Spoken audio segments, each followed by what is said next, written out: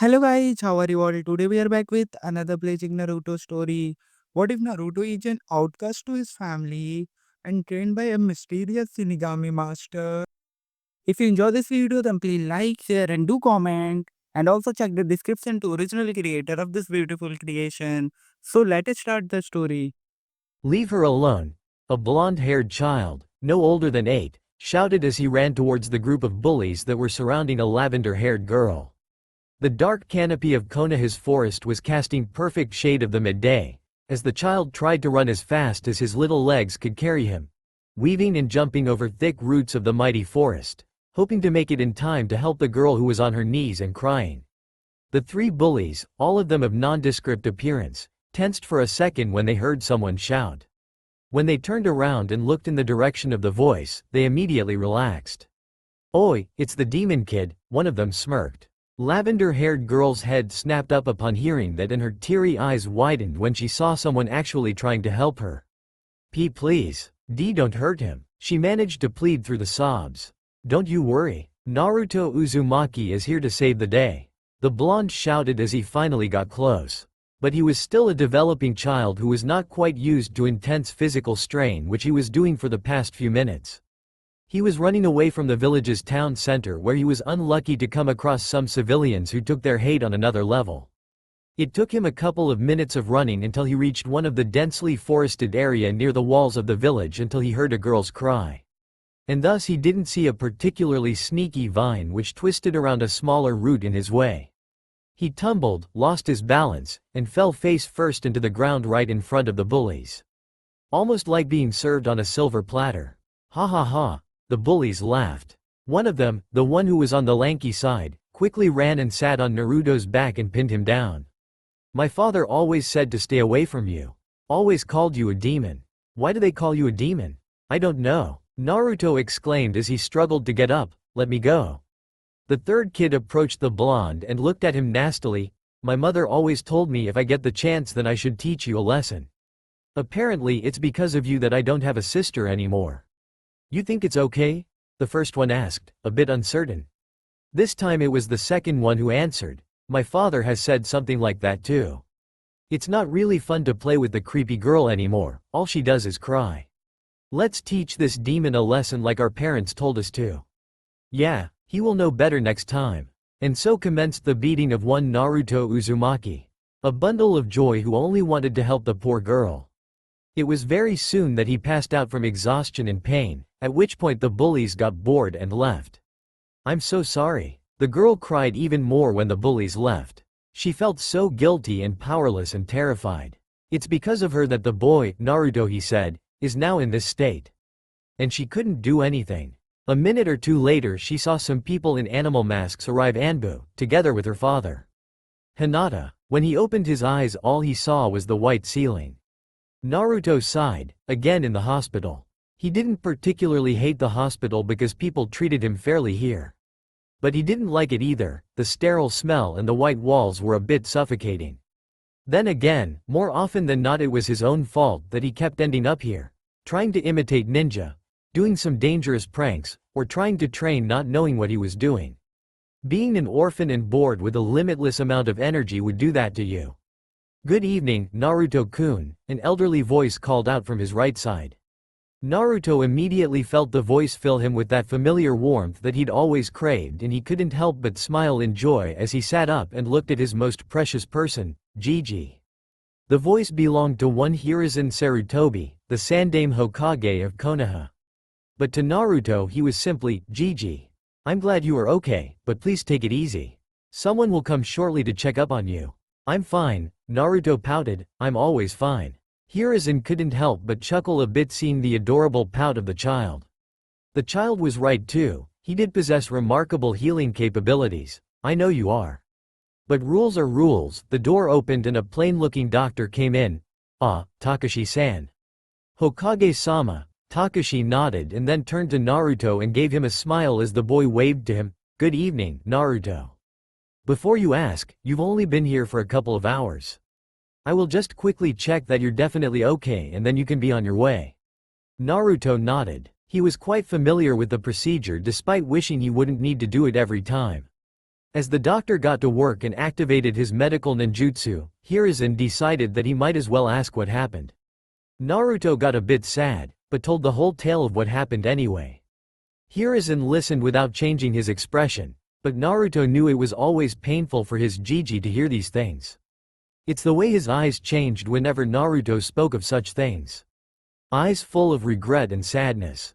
It was quite sad that Naruto was forced to grow up so quickly and learn the skill of reading people in order to protect himself. A couple of minutes later Takashi left after saying Naruto is healthy and good to go. This is when Naruto decided to ask a question he really wanted to ask but was too shy to do in front of Takashi. GG, yes, my boy, am I truly a demon? Hiruzen was quite shocked to receive such a question, but in hindsight, he shouldn't be. No, of course not. Oh, how he wished he could tell Naruto the truth. He knew that not knowing why he was treated badly is worse than knowing the truth, but he just wished to protect Naruto a little bit longer. Just if there was a chance for the boy to enjoy his childhood. A pipe dream, but the guilt was not allowing him to just tell the boy. Are my parents demons? Of course not, Naruto. Naruto looked sharply at his Jiji, so you know who my parents are? Hiruzen sighed again. That's a question that comes up quite often, and he knew that, partly, it just comes out automatically from Naruto. Yet he has to tell another lie. No, Naruto-kun, I don't. It's just impossible for you to be a child of a demon, at the very least for a simple fact that demons don't exist. Well, the Biju were not demons, he mused. They're a product of tales, stories, religion, and mythology. Something to scare the naughty children with. Why are you asking? Apart from today, who is calling you that? A couple of people. I don't know. Naruto looked away for a moment before looking back at Hiruzen again. Jiji, you said demons exist in mythology. Mythology, yeah, and religion. Is there any books you could give me I could read about demons? My boy, why would you want to read about something like that? I just want to know the stories. Some people call me a demon. Hiruzen sighed again. His lips twitched in mild amusement when he realized he does that a lot when with Naruto. Naruto-kun, please don't listen to those people. You are a precious bundle of joy and I would like for you to remain that way. You don't need to read all of that grim, scary stuff. Naruto giggled a bit at that comment before calming down and looking at Hiruzen with the most serious face he could pull off. Which looked like an intense pout. Hiruzen had to cover his mouth with a hand as he fake coughed to hide the throaty laugh that threatened to escape. This was serious and it wouldn't do well if he seemed like he was not taking Naruto as seriously as he should be. I know that, Jiji. But, it's for me. There are not many people that call me a demon, but those that do are nasty. And village as a whole treats me differently, I don't know. I just want to read a bit more about them to see for myself what they are. I am just Naruto, and if they call me a demon, then shouldn't they be demons themselves? I just want to see for my own eyes that I am not one of them. That was quite a leap of logic, Hiruzen mused.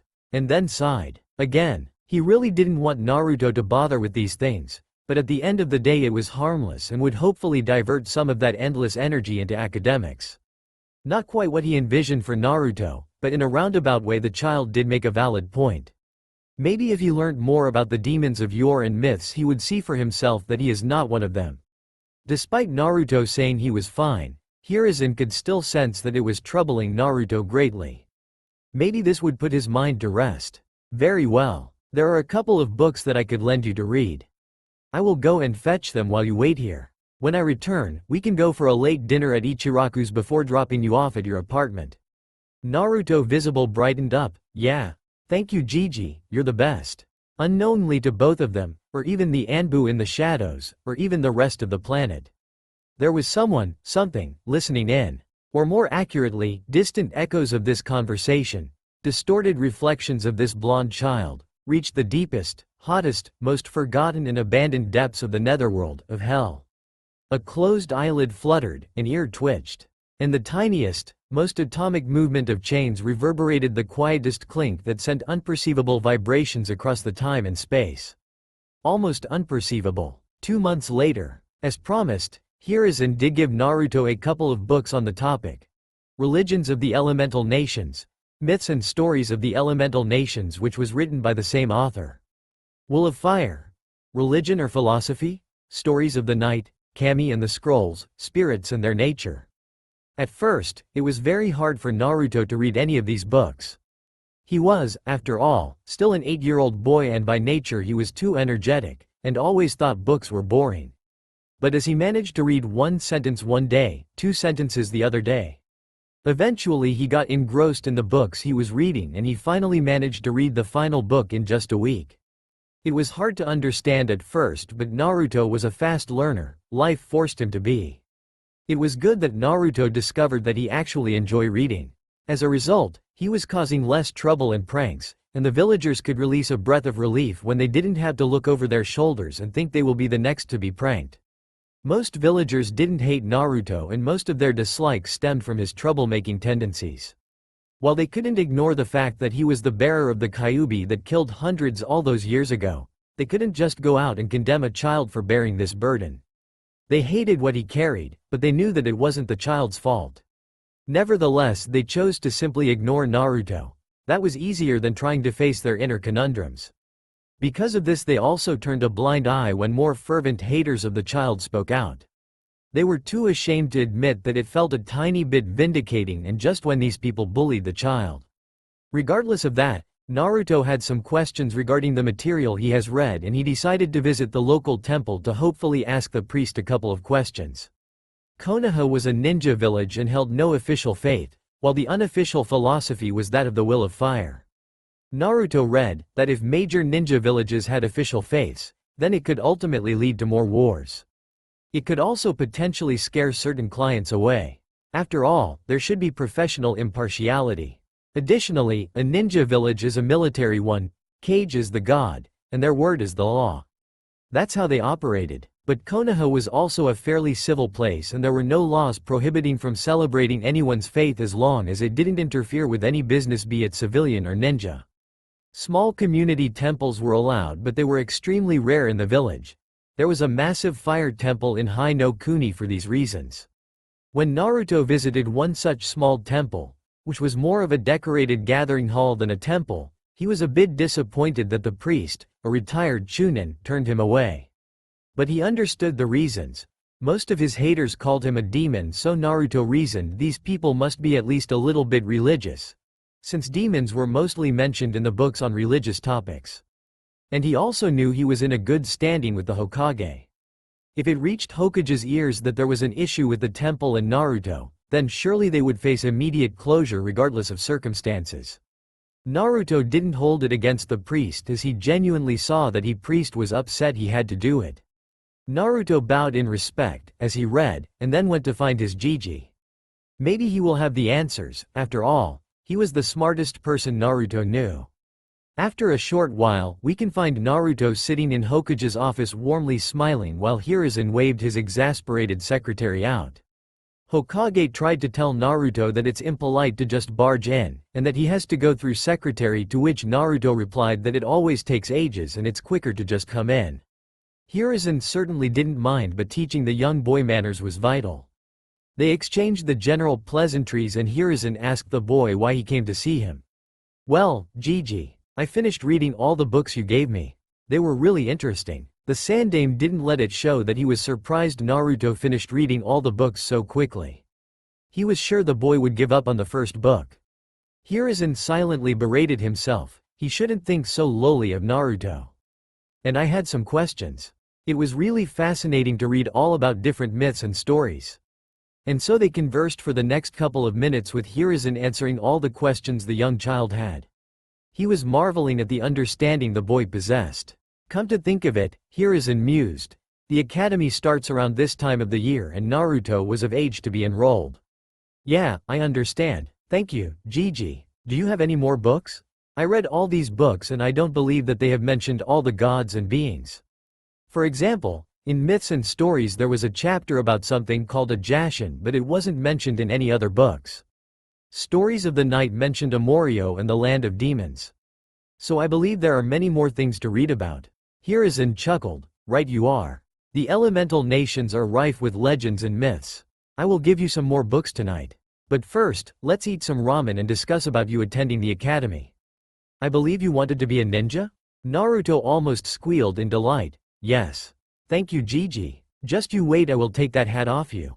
Of course you will, the old man smiled. Later that night Naruto returned to his apartment having enjoyed his 6 ramen bowls, and checked the books his Gigi gave him. He had a whole month to read them before the academy started. The Ninshu, Arcane. Truth or Myth, The Legends of Gods, They Who Walked Before. Naruto put the books down on the table and was about to go and have a glass of water before bed, but he accidentally knocked over some of the books.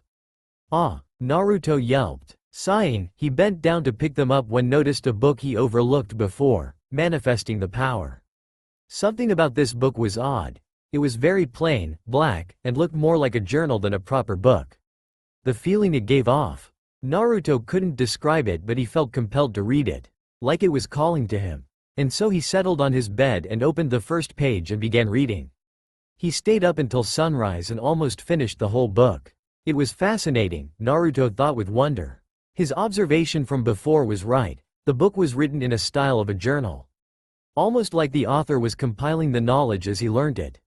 All kinds of gods and beings that he never heard of were written here, and the book mostly focused on the more practical aspects of worship. All kinds of rituals and ceremonies were described in a lot of detail. He learned about the ancient feasts of Kami, the burial procedures of Shinigami. There was even a couple of chapters on Jashinism and their combat ritualistic masochism. That especially fascinated Naruto to no end. As a shinobi to be, he was interested in all kinds of techniques and, to be honest, immortality and being able to inflict the enemy with the same pain that you feel. The details were a bit grim at first, but the possibilities were endless. Naruto finally turned the final page and only one word was written there before the book was finished. Almost like something happened to the author with how abrupt the end was. Bethrezin, he read out loud and hummed. Something twinged inside Naruto and made him feel a bit funny. With that he shut the book and, seeing what time it was, went to sleep. As he slept and dreamt of gods and spirits and fighting in a war of epic proportions in which he was the hero of all, something else was happening on the plane of all existence. Naruto's spoken word pierced through the veil, flew through time and space, vibrated throughout the arcane, and when it reached the deepest, hottest, most forgotten and abandoned depths of the netherworld, of hell, all that remained was but a soft breath of eldritch particles. A veiny eyelid fluttered again, and for the first time in hundreds of millennia it opened by a fraction of a centimeter, for a split second, before closing again. 1 month later, Naruto sat in front of the Hokage as he returned all of the books. Hey, Gigi, do you know anything about Bethrezin? I couldn't find anything about him. I even went to the library and tried to find something before the librarian kicked me out. The old Hokage mused as he blew out some smoke from his pipe. I've never heard of Bethrezin. Where did you see it? In the book you gave me, Manifesting the Power. Only the name was mentioned, so I don't even know if it's a religion, or a story, or a god. Hirazen's eyes widened and he quickly became alert as put his pipe down. My boy, I did not give you such a book. You are way too young to read something like that. Naruto frowned, stood up and picked up the book from the pile and silently gave it to Hirazen. The old man was quite astonished. Indeed, there it was. Please give me a minute. With that, he disappeared in a blur. Naruto looked around the office and tried to spot any Anbu that he knew were hiding in the shadows. A couple of minutes passed when Hirazen finally came back. You truly need to hurry up and take this hat off me. I am getting senile in my old age, Hirazen joked as he sat down. Indeed, it seems I accidentally added that particular book into the pile when I was picking out something for you to read. I am truly sorry. Naruto, on his part, was quite confused why Hirazen was apologizing and looking so defeated. When he voiced this, Hirazen sighed. The contents of that book are quite dark. Take for example the section about Jashinism. It's not something children your age should be reading. I had to grow up quicker than other kids, Gigi. Besides, I am about to start the Ninja Academy where we will be trained to be killers. This wasn't so bad. If anything, it was incredibly interesting that people could get all kind of boons through rituals dedicated to the gods. Why don't people do it all the time? I am so sorry you had to go through that much, Hirazen said. And that is an interesting topic to debate on. Even to this day there are no concrete evidence or facts to prove that those incredible feats were something else than just a keke genkai. In my scholarly opinion, it was family-related bloodlines that allowed people to perform all kinds of amazing feats. Even if they truly were miracles and powers granted by the divine, then you must understand, it's so extremely rare for them to even look upon the earth. In legends it's always the most exceptional and unique people on whom the divine cast their gaze. And usually it always comes with a price. Such as Uzumaki clan being the only ones with the knowledge how to summon the Shinigami who bestowed on them superior seals that could hold back even a Biju, but the cost of that was the soul of the summoner. Not that Hiruzen would reveal that. I see, I understand, Gigi.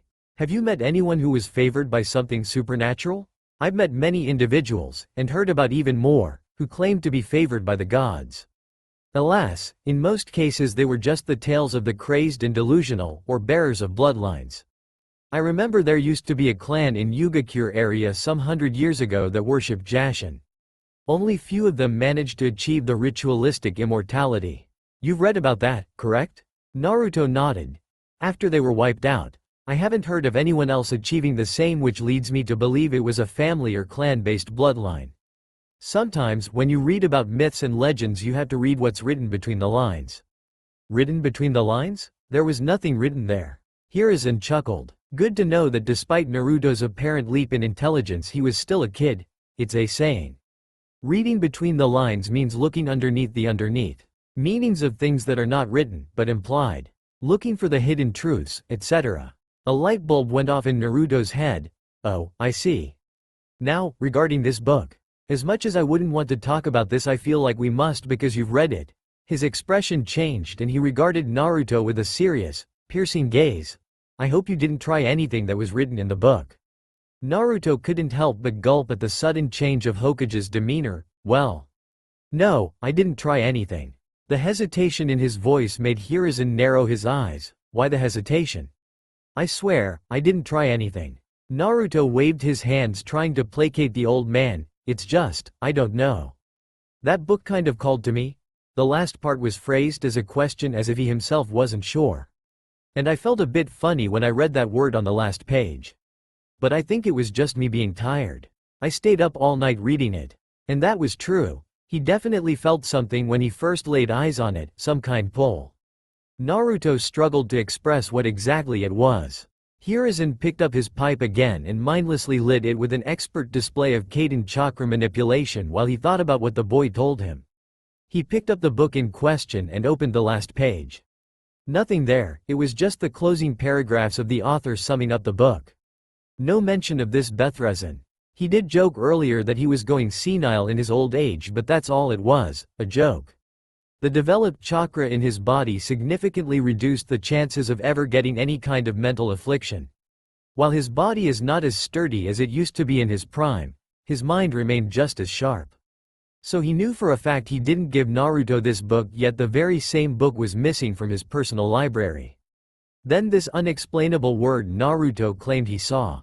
As much as he wanted to boil it down to kid's fantasy, something prevented him from doing it. He didn't mislead the boy either when he said that in his lifetime he had met and heard about people claiming divine intervention. All of them had a common denominator, the so-called unexplainable pull. While Hiruzen didn't hesitate even for a second to mark most of such tales as rubbish, he couldn't in good conscience dismiss such claims either. He was a scholar after all, and most, if not all, legends have a sliver of truth in them. The summoning of Shinigami of Uzumaki clan is the proof of that. He let out a puff of smoke, and with minor chakra manipulation turned it into a perfect ring and blew it towards Naruto. The boy was getting nervous and this little trick immediately brightened him up. Hiruzen now was certain that the events that transpired with the boy in the past few months were not random. Loath he was to admit anything of the sorts. He was not superstitious. A cage is not superstitious. But if his instincts told him to regard this with the same seriousness as he would do any important mission, then he would listen to them. He didn't get to live as long as he had by ignoring his honed senses. Now what to do with this revelation? He knew he was being too hasty. But at the same time, he had to think of the village too. He absolutely hated to admit it, but Naruto was a living weapon. His father made it so, and Naruto's future was already predetermined to be full of battles and strife for the sake of the village. He tried to convince himself that Naruto did have a choice, but he knew that was just a lie. The choice was made for him all those years ago when the Kyuubi was sealed into him.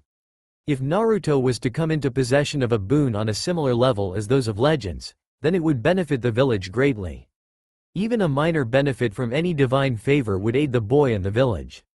A certain warmonger would say Hiruzen is too soft and it's because of him that Konoha is no longer the strongest of the five, but no one would deny his love for the village and its inhabitants. Again, he was getting ahead of himself, but he truly cared for the boy, and if that meant supporting him on something so extremely obscure, then he would do so. He won't shun him like so many others do. For the sake of Naruto and the village. Seeing that Naruto was getting nervous again over his prolonged silence, he finally spoke. Don't worry, Naruto-kun. I'm not angry and you are not in trouble. Tell me, while you were reading it, did you feel any kind of particular interest to any of the specific chapters? This would be the first step to see what kind of forces Naruto attracted. All of them were equally interesting, Gigi.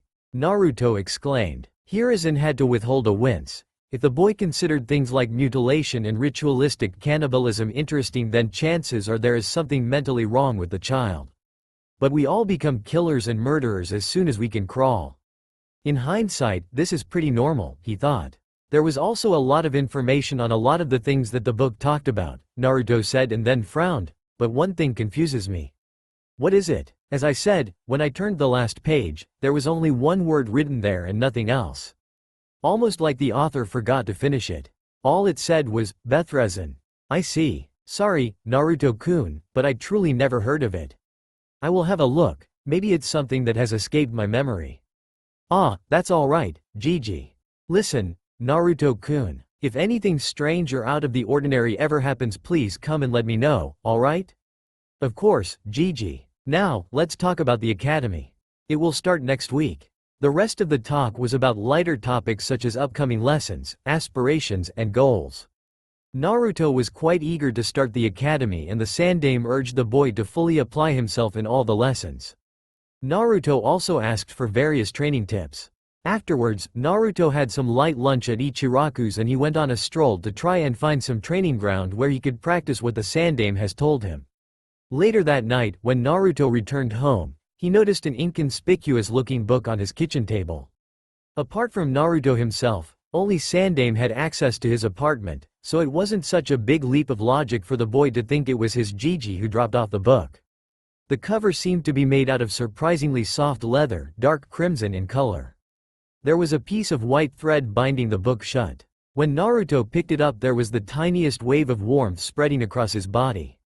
Such a fleeting feeling that Naruto almost missed it. When he took a closer look, he was surprised to note there was no title anywhere. Naruto, tired but eager, went to his bed to read it in comfort. He untied the binding, looping it around the book 3 times, and opened the first page. As he did so, another wave of warmth spread across his body. I am the last loyal disciple of Bethrezen. My name is unimportant, and neither is my story. This is the 13th epic and my god and master is silent. It's been centuries since we have last heard him, or seen his messengers. As the epic draws to a close and the people of Nevendar are becoming extinct, many believe the gods have either abandoned us, or are dead and gone. I suppose there are more important things in our current age, our survival, than prayers and sacrifices that fall on silent ears. Even the children of the accursed Highfather are losing their healing powers by the day. No one currently alive has seen a miracle performed. As I am writing this, I can feel our days are numbered. Nevertheless, it is my duty to Bethrezen to archive and immortalize some of the history, beliefs, customs, and anything else that I will deem to be of importance. And this is exactly that, a journal and an archive. My master might be silent and gone, but I have utter faith in him. He will rise once more to reclaim Nevendar as his. I am writing this in hopes that someday, someone will pick up the candle and sing glory to Bethrezen. Before death claims me, I will do my master proud and sacrifice my flesh and soul so that my death is not in vain. If you are reading this, then congratulations. You are a survivor of the cataclysm, and it's now up to you to sing glory to Bethrezen and make the world tremble before his infernal might. Naruto was truly fascinated. So Bethrezen was a god of some sorts. Nevendar? Distant land or a country? 13th epic? How comes he has never heard of anything like that? He was getting mild headache from all the new information and he tried really hard to process it. With the other books it was simple. Things he was reading about were already more or less understandable as they existed in his time, and it was easy to relate to them. This spoke of things he has never even heard about.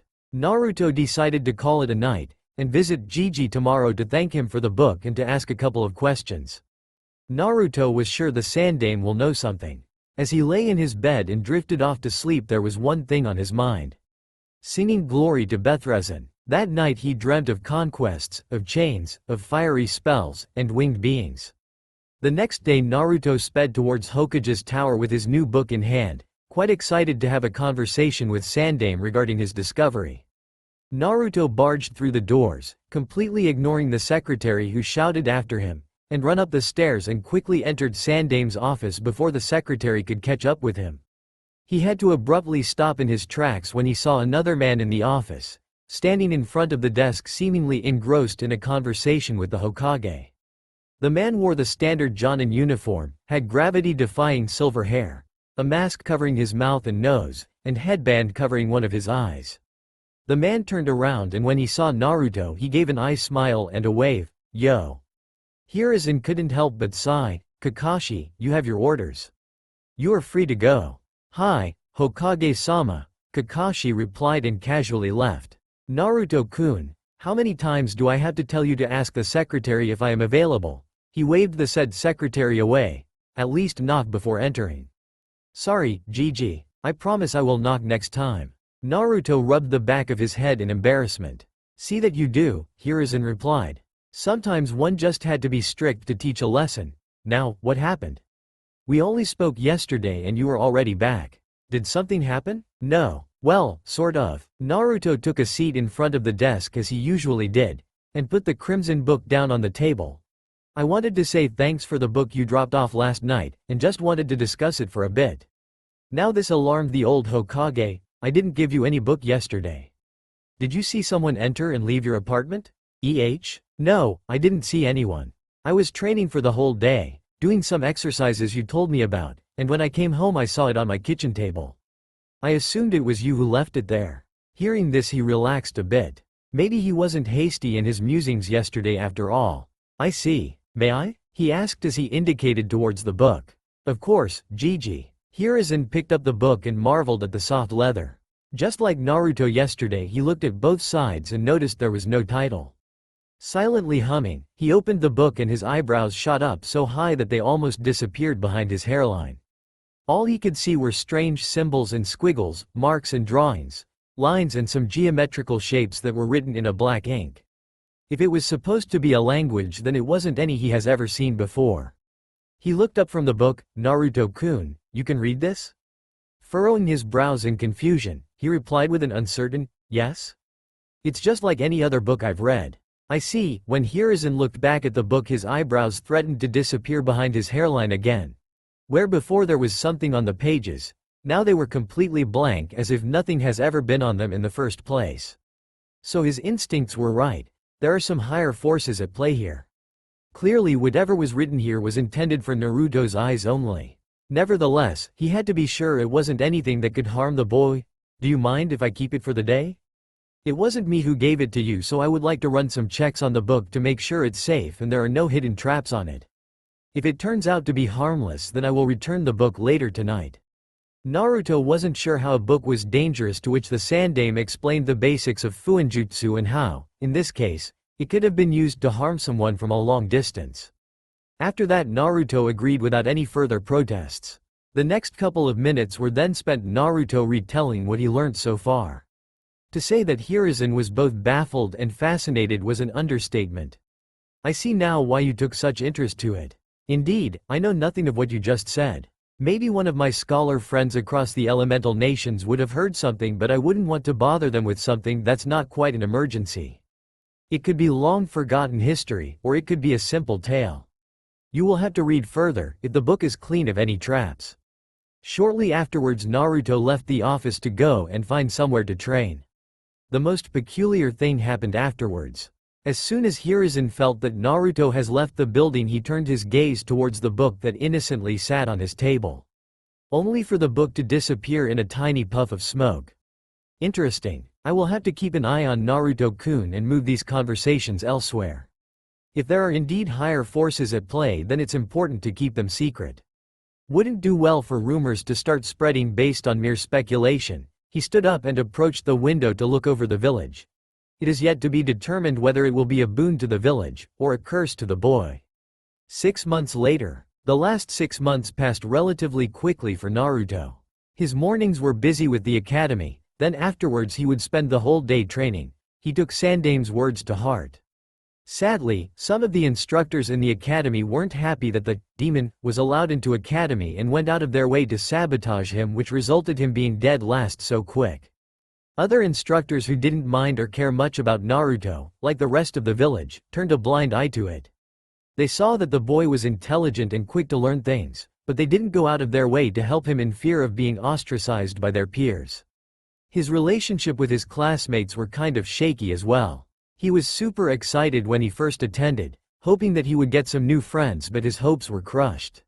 Most of the people in attendance were civilian kids, and naturally their parents warned them about Naruto when they saw he too is attending.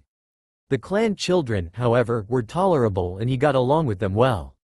But them being from clans meant that they already interacted with each other for years before academy and have formed their own friendship groups, so despite them being neutral, and even friendly, to Naruto he still felt like an odd one out. He was happy however to see the lavender-haired girl was in attendance too. On the first day Naruto ran up to her, grabbed her hands and told her he was super happy she was alright and asked what her name was. The girl managed to squeal, "H Hinata," before promptly fainting. Now that creeped Naruto out a bit. His new schedule also meant that he stayed away from the public's eyes, and Naruto noticed that people's perception of him changed a tiny bit. He still was regarded with cold indifference, but now there was a bit of warmth there too. Not enough to make a difference, but enough for Naruto to notice. Seems like not being in their faces, so to speak, allowed the people to work on their issues regarding the boy. During the evenings and nights he would obsess over Disciples' Archive, as he started to call it. No matter how much he read, it always seemed to never end. There was something new to discover, which would then prompt him to reread previous pages to better understand them with the new information. And there was a lot of information, things that boggled Naruto's mind. The birth of Nevendar, the history of gods and their many wars, tales of different races. Many times he would think that things written in these pages were pure fantasy of a very creative individual. But his soul disagreed. He always felt warm and pleasant when reading it. He knew that despite how fantastical all of it was true. At some point he learnt that the god the last disciple worshipped was not pure or benign. He was a cast-off angel who was chained in hell, overtaken by rage and hatred.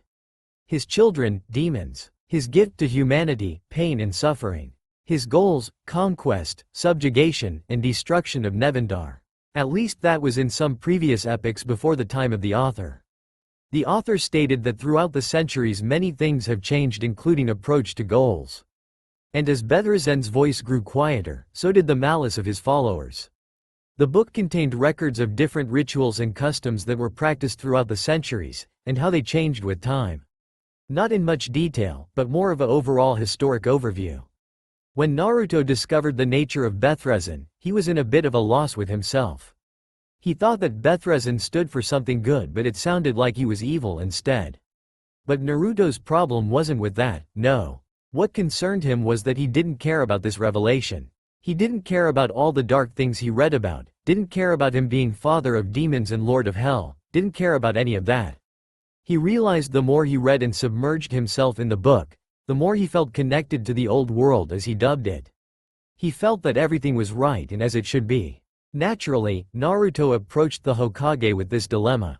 Surprisingly for Naruto, Hiruzen took the young boy on a stroll in the outskirts of the village to discuss this. When Naruto told Hiruzen all his findings, he fell silent for a couple of minutes. His face was perfectly blank, but Naruto knew him enough to see he was deep in thought. When he spoke again, it was to ask a very simple question. "Naruto, why do you want to be a shinobi? Why do you want to be a Hokage?" Naruto was a bit surprised by the sudden change of topic, and for some reason he felt a massive amount of pressure answering it. Almost like the course of his life would change depending on his answer. So, like Hiruzen, he took time in thinking it over. Indeed, why did he want to become a Hokage? Before it was to get the respect of people, to be recognized. And he always wanted to be shinobi, to be able to throw all those flashy jutsus. But, he realized, those reasons have shifted. Yes, he still wanted to be respected and acknowledged, but now there was so much more. He remembered that day when Hinata was being bullied in the forest. How those bullies surrounded her, and then him. He didn't hold ill will towards them.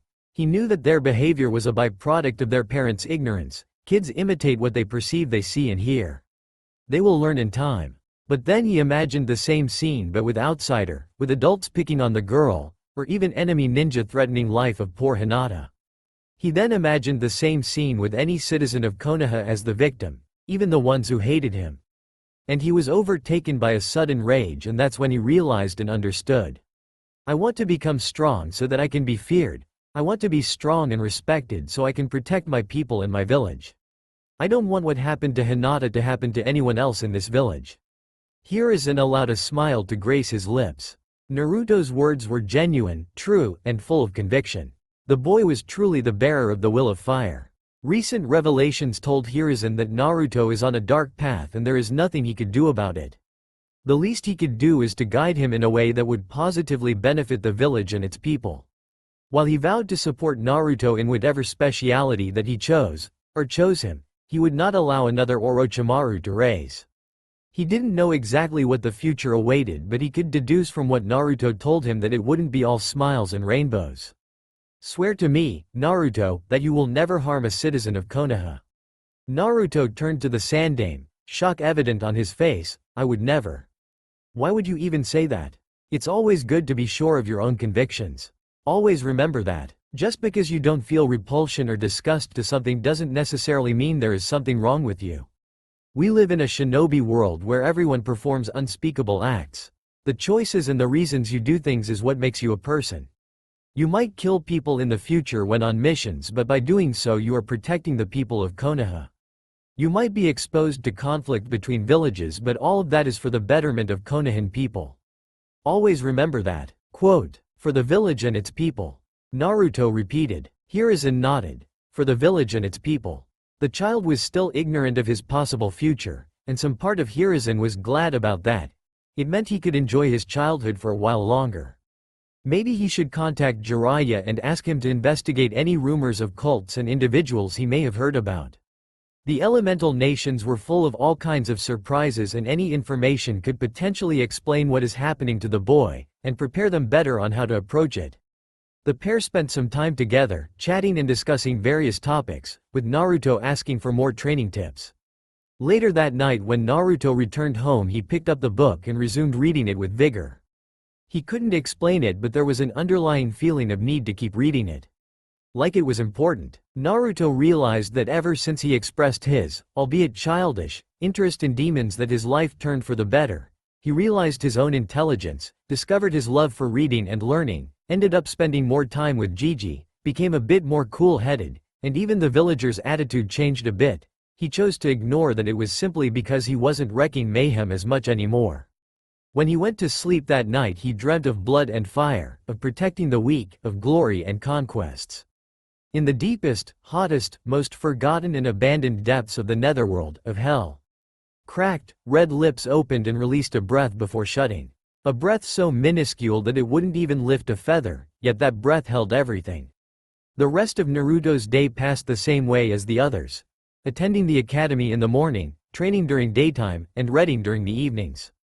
Until a month later, when something happened that definitely changed the course of Naruto's life. 1 month later. As Naruto lay in the hospital bed, he couldn't help but contemplate on today's events. While he was training until late evening in a remote training ground on the outskirts of the village, he saw a suspicious-looking man with a massive sack moving through the shadows. The man was trying to be as inconspicuous as possible while also being in a hurry. Having a bad feeling about this, Naruto chose to follow him.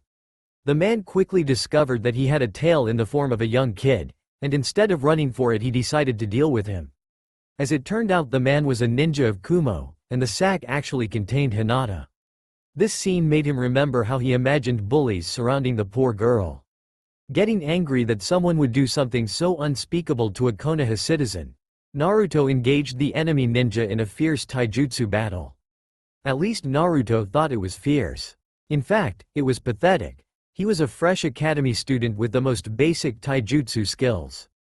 The enemy easily beat Naruto, but instead of just finishing it and retreating with the Hyuga, in his infinite wisdom he decided to toy and beat up Naruto. And that was all it took for Anbu and Hinata's father to reach the scene and rescue them. Last he remembered before passing out was Hiyashi delivering a debilitating strike and wishing that it was him who did that instead. Once again he was powerless to do anything. It was a small miracle that there were already people chasing after the enemy. As Naruto lay in the hospital bed he vowed to get stronger so that no one will have to go through something like that again. A new fire was ignited in his heart and his resolution was stronger than ever. No point crying over what happened, better to take it as a learning experience. He had to remain in the hospital overnight, but was free to go the next day. When he arrived home, a new book was inconspicuously waiting for him on the kitchen table. This one, like Disciples' Archive, was made of soft leather, but was black in color, had no title, and was bound with a white string. His excitement, he disregarded the question of where it came from and quickly sat down at the kitchen table and opened it. Now, unlike the last book, this one was very different. There was no introduction, no table of contents. A simple question sat at the very top of the page. Do you desire power? Now here is where Naruto felt a bit wary. Despite his instincts urging him to proceed, he wanted to exercise some caution. Those were one of the first lessons in the academy. It's not every day a book randomly appears in your home, and he assumed it was not the Sandame who dropped it off as was the case with the previous one, and asks you something. But he couldn't ignore his instincts. And he remembered the vow he made earlier. Stronger no matter what, no matter the cost. So there was only one answer to that question. Yes, was uttered silently but with conviction. And nothing happened. Now, how to convey that to the book? Contents of the book convey their messages through the medium of written words. So maybe I could try that? Naruto quickly scurried over to a cupboard in his living room and got some brushes and ink that he used in the academy. He came back to the table and cleanly wrote yes under the question. He always had very neat and clean calligraphy. As soon as he finished the last brush stroke, Naruto was startled to see another question form under his answer. Why? This time Naruto didn't hesitate to write his answer. To protect my village. To protect my people. To crush any enemies I might have in the future. No matter the cost. A protector. Noble. Are you willing to walk the path together with Bethrezin? A moment of hesitation. From what he read he already had an idea of what that entailed and he was surprised how easily the answer came. Yes. No matter the cost? No matter the cost, he wrote and then quickly added, for my people and my future. Then welcome, disciple, young initiate of the path of the damned. I bestow upon you the tools that will help you on your chosen path.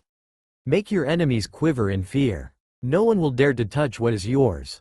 Sing glory to Bethrezin. And with that all the words scattered like dust in the wind and new words began to form. Words upon words, ink over ink, diagrams, drawings, illustrations. When the first page was complete, it turned on to the next page, and then the next and the next and the next, picking up with speed until in a matter of seconds the book slammed shut at the end. And the only thing Naruto could feel was elation and freedom and an unexplainable warmth that spread across his whole body. Unbeknownst to him, the seal on his stomach flashed for a second before fading again, the edges of it becoming crimson. He touched the book and yelped. Looking at this hand he saw a tiny puncture in his finger where some blood was leaking. Thanks to his amazing regenerative ability it was closing before his very eyes. He wiped the blood away and looked at the book with furrowed brows. Some of this blood was on the book but he noticed that it was rapidly being absorbed by the leather. Uncertainly flipping the book, he opened the first page. Welcome, Initiate. This book will teach you everything you need to know about manipulation of demonic energies, conducting rituals, hurting your enemies, and many other things to make the living fear you while bringing glory to Bethrezin. Chapter 1. Blood and Other Things You Must Know. Quote, Naruto was grinning in happiness as he kept reading. This will make all his ambitions come true. So engrossed he was that he didn't even notice as the sun was already rising.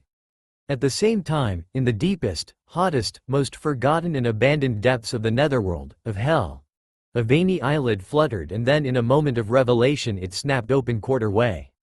And stayed open as an enormous tear slowly rolled off it. Naruto, now 13, stood atop the Hokage monument on the Yondaime's head and looked over the village. The sun has just started to peek over the horizon, slowly banishing the shadows that were cascading away over the trees and buildings. The air was moist with the retreating night's chill, and the streets devoid of life, fully silent. The village was still sleeping. It's been a while since Naruto required full night's sleep. Ever since he began practicing infernal arts, as he started calling it, he noticed he needed less and less sleep to the point he could easily get away with only 2-hour nap. Over the course of 5 years that developed into dark bags under his eyes. A small price to pay for getting more hours out of the day. That being said, he still woke up fully rested every single time. If anything, he was sleeping better now. Today is the day he will be graduating the academy, and next week he will get a team and start going on missions. He was excited for his future. As Naruto watched the sun rise more and more over the horizon, he reminisced on the past few years and contemplated his progress. He came to realize that infernal arts were not just a list of jutsus you learn and perform, it was a whole lifestyle. The Disciple's Manual, as he dubbed the book, didn't lie when it said, Path of the Damned. Every time he touched the book he'd bleed from his hand. After reading the first chapter he quickly learned that everything has a price, and most things just needed blood, and the book's price of learning its secrets just happened to be a bit of Naruto's blood. It was also an offering to Valnaern since it was through him that he was in the possession of the book. He quickly learned to give his thanks every time. At some point Naruto also felt that with every opening of the book something inside him was changing. Physically, his pain tolerance grew exponentially each time. He felt the sudden pinch in his palm less and less until he felt nothing at all. Eventually, through one particular event, he discovered that his pain tolerance grew so much that he wouldn't even bat an eye if his palm got stabbed. The infernal arts were challenging, difficult, but extremely rewarding. Flashback. Naruto, at 10 years old, hit his first roadblock ever since he came into possession of the Disciple's Manual. It's been over a year and a half now, and the most he has done was reading and committing to memory all the material available to him, including the archive in conjunction with manual for better understanding, and that included learning a whole new language, which was a challenge of its own. He also practiced some minor beginner rituals as instructed. These rituals were self-sufficient in terms he only needed himself, cutting his palm with something sharp and using it to draw a simple circle around himself, and a short incantation and prayer in the ancient tongue. The effects were instantaneous, a massive draw on his chakra and the circle around him igniting crimson red before the blood dispersed in the air. And the next moment, the chakra he spent was returned to him with additional effects based on the incantation: stamina regeneration, healing, cleansing, relaxant, exhaustion prevention, muscle soother and so on. Minor effects, but these rituals served their purpose. You had to do one at least once a week to cleanse yourself. Cleansing was another way of paying tribute to Valnaern while also allowing more power to be channeled. The other purpose was teaching. It was the basis of all other rituals, combat or not, and also allowed initiates to practice making their own incantations. And that's what most rituals were. You were given a base and then you finish it as you see fit. If you did it correctly and channeled sufficient power into your incantation, then Valnaern would reward you with an effect you asked for. But then the Disciples' Archive speculated that it wasn't so much Valnaern rewarding every single ritual, but rather you being successful in correctly manipulating the power via the words in your incantation.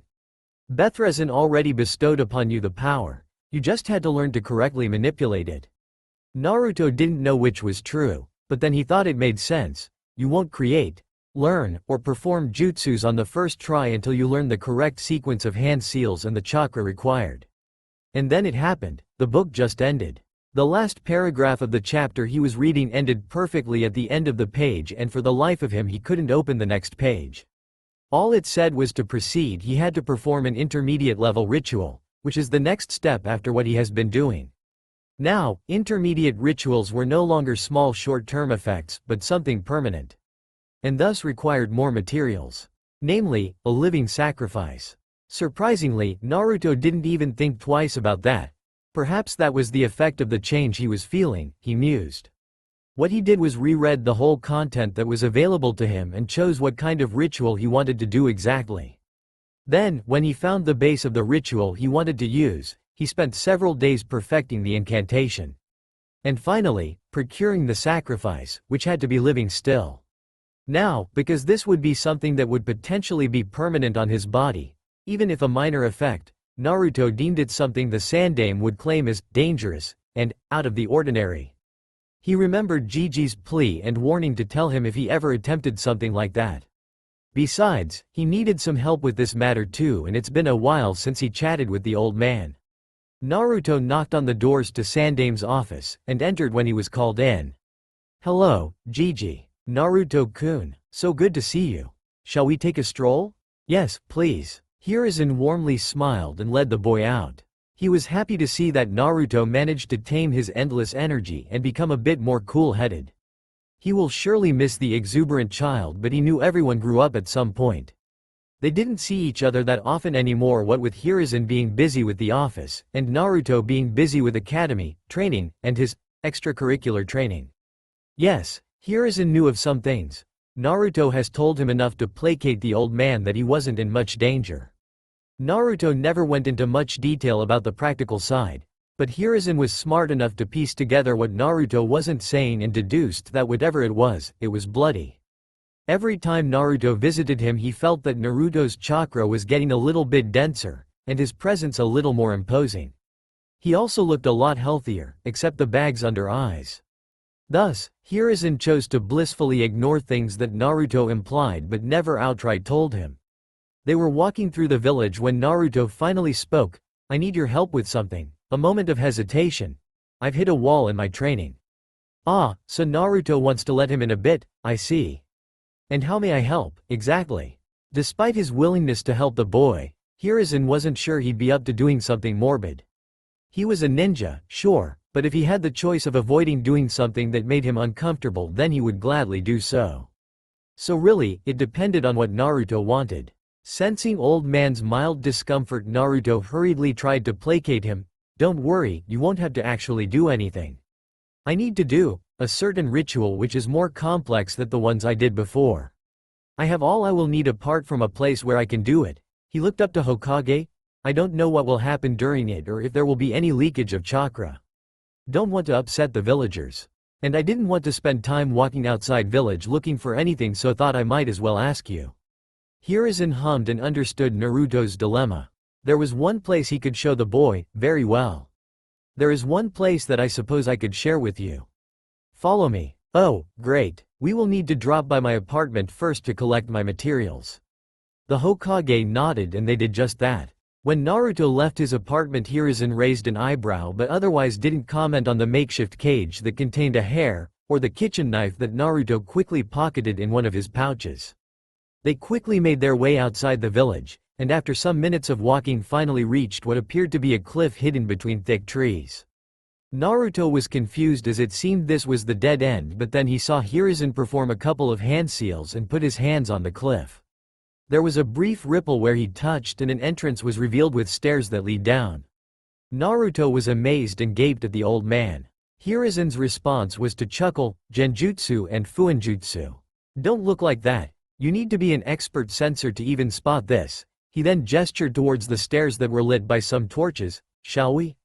Only the Hokages and their most trusted and immediate family know of this. Needless to say, this is secure." Naruto was touched that he put so much trust in him. He wanted to ask what the purpose of this place was but decided against. He needed to focus on what he needed to do.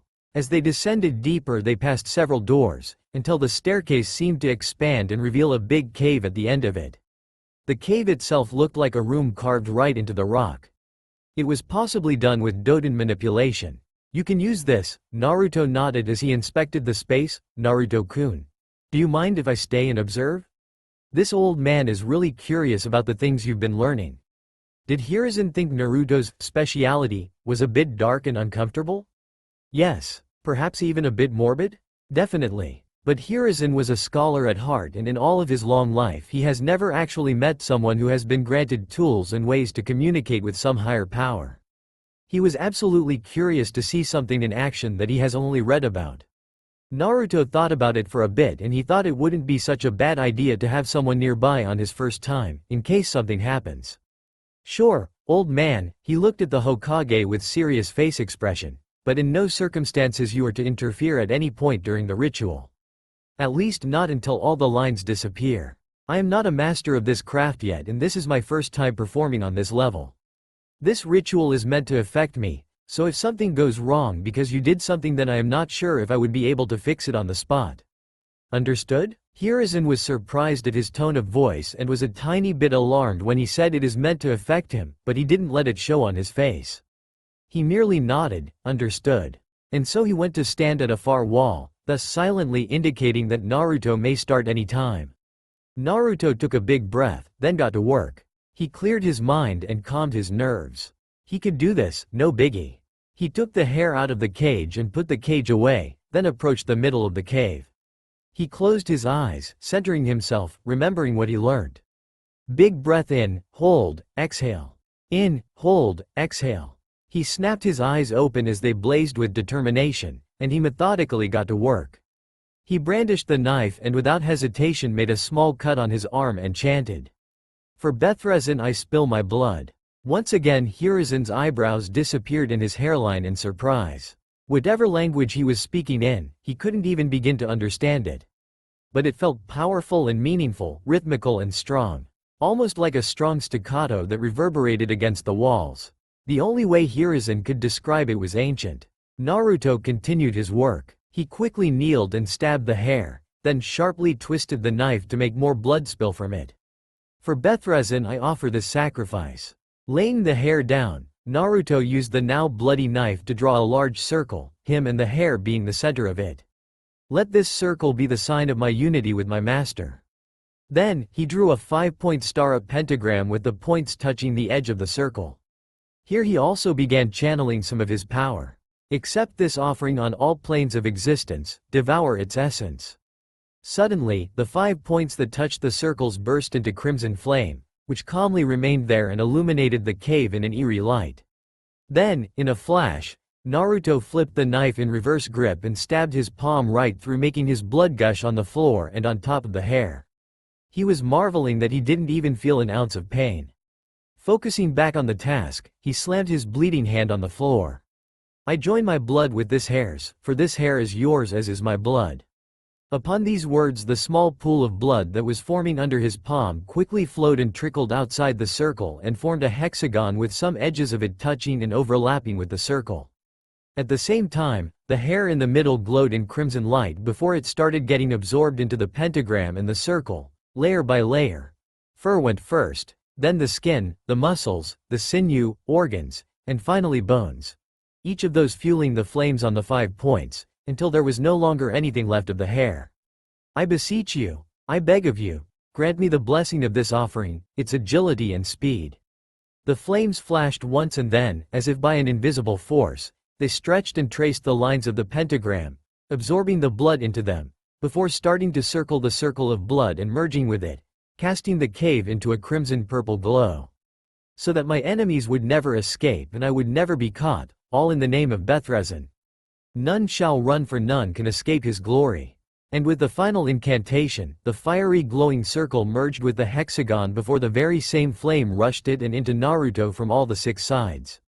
Going into him, through him, over him, all around him. Naruto's back snapped straight from his hunched position, his head thrown back as his eyes rolled backwards and his mouth opened in a silent scream. But it was not out of pain, but of pure exhilaration and ecstasy. Power like no other flowed through him. His muscles spasmed, expanded and contracted, his nerves were on fire, his whole body twitching. And all the while there was no pain, no suffering, only pure unadulterated pleasure, happiness, and joy. Then it all abruptly stopped, the flames dispersed in the air, and Naruto fell on the ground. He was breathing hard as some of his muscles still twitched. Hiruzen snapped out of his morbid, fascinated shock and rushed to Naruto, but abruptly stopped when he saw the now charred hexagon still surrounding Naruto. He remembered his warning, at least not until all the lines disappear. He was very much out of his depth, so he took the boy's warning to heart. Very little parts of the whole process reminded Hiruzen of some old fuinjutsu, and he knew how finicky that art could be. And it was clear that what he just witnessed wasn't just some simple fuinjutsu either, but something else. Wanting nothing more than to check if the boy is okay, But not wanting to disrupt the boundary of the hexagon, he steeled his nerves and just waited. A minute later that felt like 100 hours, Naruto stopped twitching and his breath calmed down. And with that the charred hexagon dispersed like dust in the wind, leaving no traces that something extraordinary happened here. Hiruzen took that as his cue to rush to Naruto. "Naruto-kun, are you alright?" "Yeah," he said with a smile as he managed to sit up. "I am more than fine. Exhausted, but otherwise good." The Sandaime sighed in relief and Naruto was happy to know that someone truly cared. "What happened? What did you do?" Hiruzen had so many questions and the child actually laughed. If he wasn't the Hokage or a veteran ninja, then Hiruzen would have huffed. "I guess you didn't understand a word," Naruto chuckled. "In short, the ritual sacrificed the hair to Bethrezin and in return I asked to be granted agility and speed. That's the short of it." "I see. And did it work?" Naruto had the decency to smirk. "Oh yeah, it did, old man. To what extent? That's something I will need to test. But right now I am hungry and exhausted." Afterwards they chatted for a bit more, before having some food. It was still daytime so the Sandaime had to return to his duties, while Naruto returned home. He quickly opened the disciple's manual and was pleased to know that more pages and information was unlocked for him. He turned on to the next page and read, "Congratulations, young disciple, for successfully completing your first intermediate ritual and receiving the blessing of the hair. Be warned, however, the blessing doesn't give you something that you don't have. It merely amplifies what you already possess or unlocks direct, hidden potentials. Therefore, to keep the boons you have been granted you have to practice different other crafts. If you don't, then like all things the effect of the ritual will wane. Bethrezin doesn't look kindly on the weak and the lazy. Something to note however, which is a discovery, is that the effects of the ritual has been amplified due to the presence of chakra in your time and age, and your body. There are no foreseen negative consequences in any of the practices written in this book. For what is chakra? Merely a manifestation of physical and spiritual energies. However, proceed with caution for the added element of chakra might amplify any and all results. Control is everything for the desired results. Nevertheless, Bethrezin favors you. You are no longer an initiate of the path of the damned. You are now an adept. New information has been revealed for you. How did it know what exactly he did? Ah, of course, the blood offering when he opens the book. Seems like the book had some sort of sentience if it was able to analyze him based on his blood and then form a response. But it was also an interesting thought. The book said that his chakra was a discovery for it, meaning it didn't know about its existence, and therefore indirectly implying that chakra didn't exist in the old world. He sighed. With this new revelation he will need to reread some chapters of the archive. Understanding these new powers and their origin is important for Naruto. And with that he chose to go to bed. There was loads of work to be done still. Flashback end. And indeed, there was lots of work to be done. The blessing of the hair exponentially amplified his speed and agility. When he showed the results to Hiruzen, the old man was definitely shocked when he saw Naruto move with the speed of a chunin while also doing flips, cartwheels, and otherwise showing off his newfound acrobatic prowess. It was also a day of great humor to Hiruzen. The new speed was, well, new for Naruto, which resulted in the boy crashing in a lot of trees while showing off. He was glad that he let Hiruzen on when he did. He gave all kinds of training tips to help him take control and get used to his new speed. The book didn't lie when it said that receiving the blessing was just the first step, and that the second step involved to actually build and develop further yourself. When the book said, practice different other crafts, Naruto realized it was a weird way of saying, training, body conditioning, and other similar practices. He unlocked new speed and boosted his potential for speed, but now he had to work his ass off to keep it on the same level and actually build on top of it. Since then, he performed 2 more of such rituals and received the blessing of the stag a year later, which straightened his posture, fixed his malnourishment, fixed his height, and gave him a confident gait. Naturally, as a result he had to watch his diet, eat properly to sustain the same level of nutrition, and do stretching exercises so that his posture didn't deteriorate back. And he also received the blessing of the bear another year after that, the result of which was slightly thicker skin, some muscle mass, and strength. And to keep that in line he had to do intense workouts. He was thankful he only needed 2 hours of sleep. When he unlocked the next level, the adept section of the book, He was floored by how much content there was compared to the beginner stage. Not so much in practical sense, but in theoretical. He learnt that the reason for the difference of content was because in the old world not many could overcome the hurdle of the teachings, or had enough willpower to not get lost in the lust for power or enough will to survive the ritual's whole. Many fanatics would become simple possessed that would fill Bethrazen's army of yore as cannon fodder. To become truly the master of the path of the damned one needed the willpower, intelligence, cunning, and determination to go through different ranks, and the willingness to do it all in Bethrazen's name out of your own free will. For it was said that it was him who created men and gave them the greatest boon of all, free will. Nevertheless, the difficulty of the adept section spiked. Much more in-depth knowledge, more explanations, theories, all kinds of ritual bases, combat and otherwise, different practices and their explanations. There were two hurdles for Naruto in this. First, the book seemed to add a lot of focus on how chakra interacted with the infernal arts, on how it twisted the whole practice compared to what it was in the old world. As Naruto learned, there was no chakra back then and all of this was done through different medium. Naruto struggled to understand this at first, which, of course, forced Naruto to visit the library and pick up several books on ninja theory, cleared by the Hokage. Eventually it became easier to understand. The second hurdle came in the form of applying what he learned practically. There was a lot of theoretical stuff and not nearly as much practical application of it in terms of techniques or jutsus he could perform. It wasn't a list of, here is a technique X, perform these hand seals, and voila. No, the whole point was that every practitioner of the path of the damned was unique in their arts. It supplied him the knowledge, and showed some examples. There was 2 techniques that were combat ready to learn, and one off combat, and offered some bases. But it was up to him to develop his own applications of it. The book called him a protector, so Naruto mused that maybe there used to be other types of practitioners too. In the end he managed to create something of his own which was a testament of his dedication to the art. And he was certain that he knew enough to somewhat improvise on the spot too, if the situation called for it. As of right now he has finished the whole adept section of the book and reread it twice. There was no further instruction on how to proceed and he knew there was more to be learned. For a while that made Naruto very irritated, but at least it gave him time to perfect what he knew and to focus on other things. He didn't ignore his ninja training either. He perfected the academy taijutsu, and was constantly working on his chakra control, which was exceedingly difficult for him. That's when he found out that the reason it was difficult, and the reason he couldn't perform bunshin correctly, was because he had just so much dense chakra, which forced him to go hard on chakra control exercises. He has mastered tree walking and is confident in water walking, but he had to do those daily. He wished he could do a ritual and receive a blessing to jump and correct his control, but he was at a loss at which animal he could use that represented chakra and control in one. Naruto remembered that at one point he felt extremely overwhelmed. Physical workouts, proper nutrition and meals, so naturally, cooking, chakra control exercises, academy, infernal arts studying and practicing at night, taijutsu practice, agility and speed training, academics, shuriken and kunai training. There was just so much and so little time to do it all in a single day to a good standard.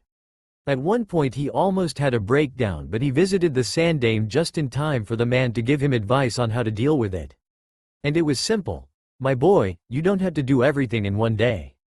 You can easily split your workload in half and alternate the days on which you do them. For all his new intelligence, Naruto berated for not seeing something so obvious. Still, he was glad for Hiruzen's continued support despite his dark arts. Sadly, not that Naruto cared much anyway. Despite all the training he was still the dead last in the academy, only doing enough to pass. He gave up quite early when he saw that the sabotage won't stop, so he didn't bother doing anything about it. All that mattered was for him to graduate and become a ninja, not the grades. He refused to bring it up to the old man simply because he was so thankful for all of his help. He knew the Sandaime was giving him more attention than he should have, indulging in his unannounced strolls around the village and taking him away from his duties. There was lots of paperwork that Sandaime always complained about, and Naruto just couldn't bring it up in himself to add another burden on the old man to start a massive-scale investigation in the academy. And he also didn't want to inconvenience those who treated him neutrally. Besides, Naruto was sure that Sandaime was following his progress anyway, and if he hadn't said anything then neither would Naruto. Over the course of the years he got a bit closer with his classmates, at least with the ones from clans. He wouldn't go out of his way to say he was friends with them, but he wouldn't say they were nobodies either. They are going to be his future comrades, so he made some effort in getting to know them while in the academy. He never spent any time with them outside the academy though, as he simply didn't have the time for it. It's not like he was receiving invitations either. The civilian kids, however, they just chose to mostly ignore Naruto. Ever since he fixed his height, got bigger in stature, and obtained that imposing feeling, they felt picking on Naruto wouldn't be the smartest thing. The sun now sat comfortably in the sky above the horizon, blessing the village with its warmth and light. Naruto was startled to realize an hour or two had passed since he first arrived on the Hokage monument. Soon he will have to leave for the academy for his final exam and graduation. The most recent dilemma on his mind, however, was something that the Hokage revealed to him a week ago. The Kyuubi. Hiruzen wanted to show Naruto the same trust that Naruto gave him, so he decided to finally reveal about the Biju sealed within the boy. To say that Naruto was furious was an understatement. He was livid, beyond angry, so much so that outwardly he remained completely calm. Even his face expression didn't change. But inside there was so much turmoil. He lost all of his control over his chakra and subconsciously allowed it to leak. The Anbu in the shadows had a bead of sweat rolling down their brow from the sheer eerie feeling that the chakra was giving off. That feeling when you think you can feel someone stand behind your back and softly breathe on your ear. They were instructed by the Hokage to not do anything if this happens. At the time all Naruto did was calmly get up and leave the office and go into the woods to train. It took him a couple of days, but he significantly calmed down and approached Hokage again and expressed his understanding of the situation. Thank goodness for Naruto's newfound cool-headedness. Naruto expressed to Hiruzen that he understood the need to protect him. He was a loudmouth and a troublemaker, and while the knowledge would make him understand the treatment he received and make him feel better, he wasn't sure if in his childish, impulsive mind he'd be able to keep his mouth shut and not use the knowledge as a means to get back to the nastier villagers. He could imagine this: some civilian being rough with him on the streets and then him shouting about setting Kyuubi on him. That would have certainly worsened how the rest of the villagers viewed him too. When Naruto asked why Hiruzen revealed it to the village in the first place, he said it was the Yondaime's dying wish for him to be seen as a hero. In hindsight, Hiruzen knew now that was a mistake to do. Naruto saw how much Hiruzen regretted the choices he made. And now it made perfect sense why the old man would sometimes look so sad when looking at him. Naruto also knew that the Hokage cared for him as a family, and that he supported him in the path he has chosen. Maybe it was Hiruzen's way of atoning. So for that, he was able to forgive. Forgive, but not forget. He loved the Hokage. He was the closest thing to a family. While he still felt the sting of broken trust, he also knew he would eventually be able to work through that. He wasn't sure how he felt about Yondaime himself. On one hand, he always admired the man and wanted to be like him, but on the other, he sealed the Kyuubi into him, thus ruining the chance at a perfectly normal life. Naruto frowned when he looked up and saw that the sun was in a certain position in the sky. It was time to get a move on. He dusted off his black shinobi pants and adjusted the bandage tape on each end of the pants, adjusted his long-sleeved black shirt that had red spiral on the back, and fastened the tape at the sleeves. Checked his utility belt that contained pouches with shurikens, kunai, a scroll, and a knife.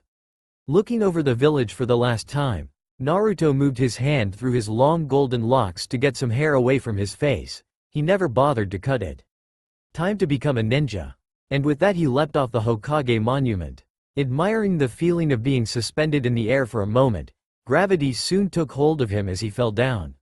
He adjusted his body and smoothly landed on the bridge of Yondaime's nose. Without losing momentum, he began sliding down his massive rock nose while at the same time getting the scroll from his pouch. When he reached the tip of the nose, he unrolled the scroll and leapt into the air. Showing impressive feat of agility, he twisted his body so that he was now facing the Yondaime. With a brief application of chakra into the scroll, he unsealed a couple of buckets all containing paint of white, red, blue and other colors. He used both of his hands, as well as kicks with his feet, to throw the buckets and splash the paint on the Yondaime. As he started to descend, he got out some kunai and quickly threw them at each bucket to pin them to a wall so they wouldn't land on anyone's heads. Then, he formed a ram seal, and after a brief concentration, the messy paint, which was laced with Naruto's chakra, on Yondaimi's face turned and twisted and moved until at the very end the revered man's face looked like that of a clown. And that pretty much summed up what Naruto thought of the man at the moment. Satisfied with his handiwork, Naruto used the wall, trees, and the light poles underneath to safely land. Putting hands in his pockets, Naruto calmly walked towards the academy with a smirk on his face. He might have grown out of his childish tendencies and significantly matured, but he was still a prankster at heart. Naruto reached the academy just in time to claim his usual seat at the back of the classroom, just behind Sasuke, who currently moodily looked out of the window. It was sad what happened to Sasuke's clan. He understood how it is to be lonely, but he never actually lost anyone close to him, so he didn't know how to approach Sasuke to show his support. The most he's done was give a nod to Sasuke, who seems to have understood the message. Last-minute latecomers were hurriedly walking in, Naruto politely greeting those he talked with and ignoring others, before everyone was present and the final exam started. The first exam was written test. Basic questions on everything they've learned in all the time in the academy. History, basic chakra theory, prominent figures of the village, missions rankings, and such. Naruto answered all the questions easily enough but didn't put much effort into going into details for extra credit. He knew that the final score would be based on the average of all the tests and exams, and since he was already dead last, there was no reason to even try to outdo himself here. And he was sure someone would make it, so he got lowest score anyway. Then came taijutsu, which involved a brief spar with their instructor. His basic taijutsu was strong, so he did well against Iruka-sensei. Next came shuriken and kunai accuracy test. Here he decided to show off a bit and hit all 10 targets with both weapons, surprising everyone. Finally came the ninjutsu test, where you had to show that you could perform the basic 3 techniques, kawarimi, henge, and basic bunshin. Everyone was called forward. Some people failed one technique or the other. Regardless how well you performed in the other parts of the exam, if you failed any of the 3 techniques, then it would be an automatic fail and you would have to stay for another year. Those people who failed were a bit disheartened, but then Naruto thought it's for the best. If they didn't take their studies seriously enough to practice the techniques, then maybe they needed more time before becoming ninjas. Finally, Naruto was called forward. He performed the perfect henge, and substituted himself with a nearby chair. Very good. Now show us the bunshin, Iruka said. Naruto nodded. He formed a ram seal and then around 20 clones formed and filled out the room. Iruka could only sweat drop. Well, Iruka was interrupted by Mizuki. Naruto, you have to only create 2 bunshins to pass. This is too much. Naruto frowned. Actually, Mizuki-sensei, the exam objectives only state I have to successfully perform the jutsu. It doesn't say anything about the number of bunshins. He then looked at Iruka. I have too much chakra capacity in me. Here he looked at Iruka with a pointed stare, and it would require an immense chakra control for me to conjure any less. As they are now, my bunshins are perfect, but if you will insist, then I am willing to show something else for extra credit. Advanced chakra control exercise such as tree walking, perhaps? Or another jutsu? Iruka shook his head and shot Mizuki a glance. That won't be necessary. You are right, you only need to show that you can do the jutsu. Congratulations, Naruto. You are now a genin of Konohagakure. Please take your headband and return to your seat. Naruto nodded his head, completely ignoring the sour look on Mizuki's face. He accepted the headband and smiled as he tied it around his forehead, which pushed his long locks out of his face. Finally a real ninja. He reclaimed his seat and patiently waited for everyone else to finish their exam. When the final student passed, Iruka stood and addressed the classroom. Congratulations, everyone. You are all now officially genin, protectors of Konoha. Remember, anything and everything you do is for the people. Always remember about the will of fire. Now you will have a week off while we compile all of the results and assign you to teams. During this week you are free to relax, but I suggest to keep training. You never know what can happen out there. Additionally, all who passed are required to have their ninja ID registered and picture taken. You can do it either here or at the Hokage's tower on the administrative floor. He took a breath and smiled. Be here a week from now on at 10 a.m. sharp to learn your team assignments and meet your Jonin instructors.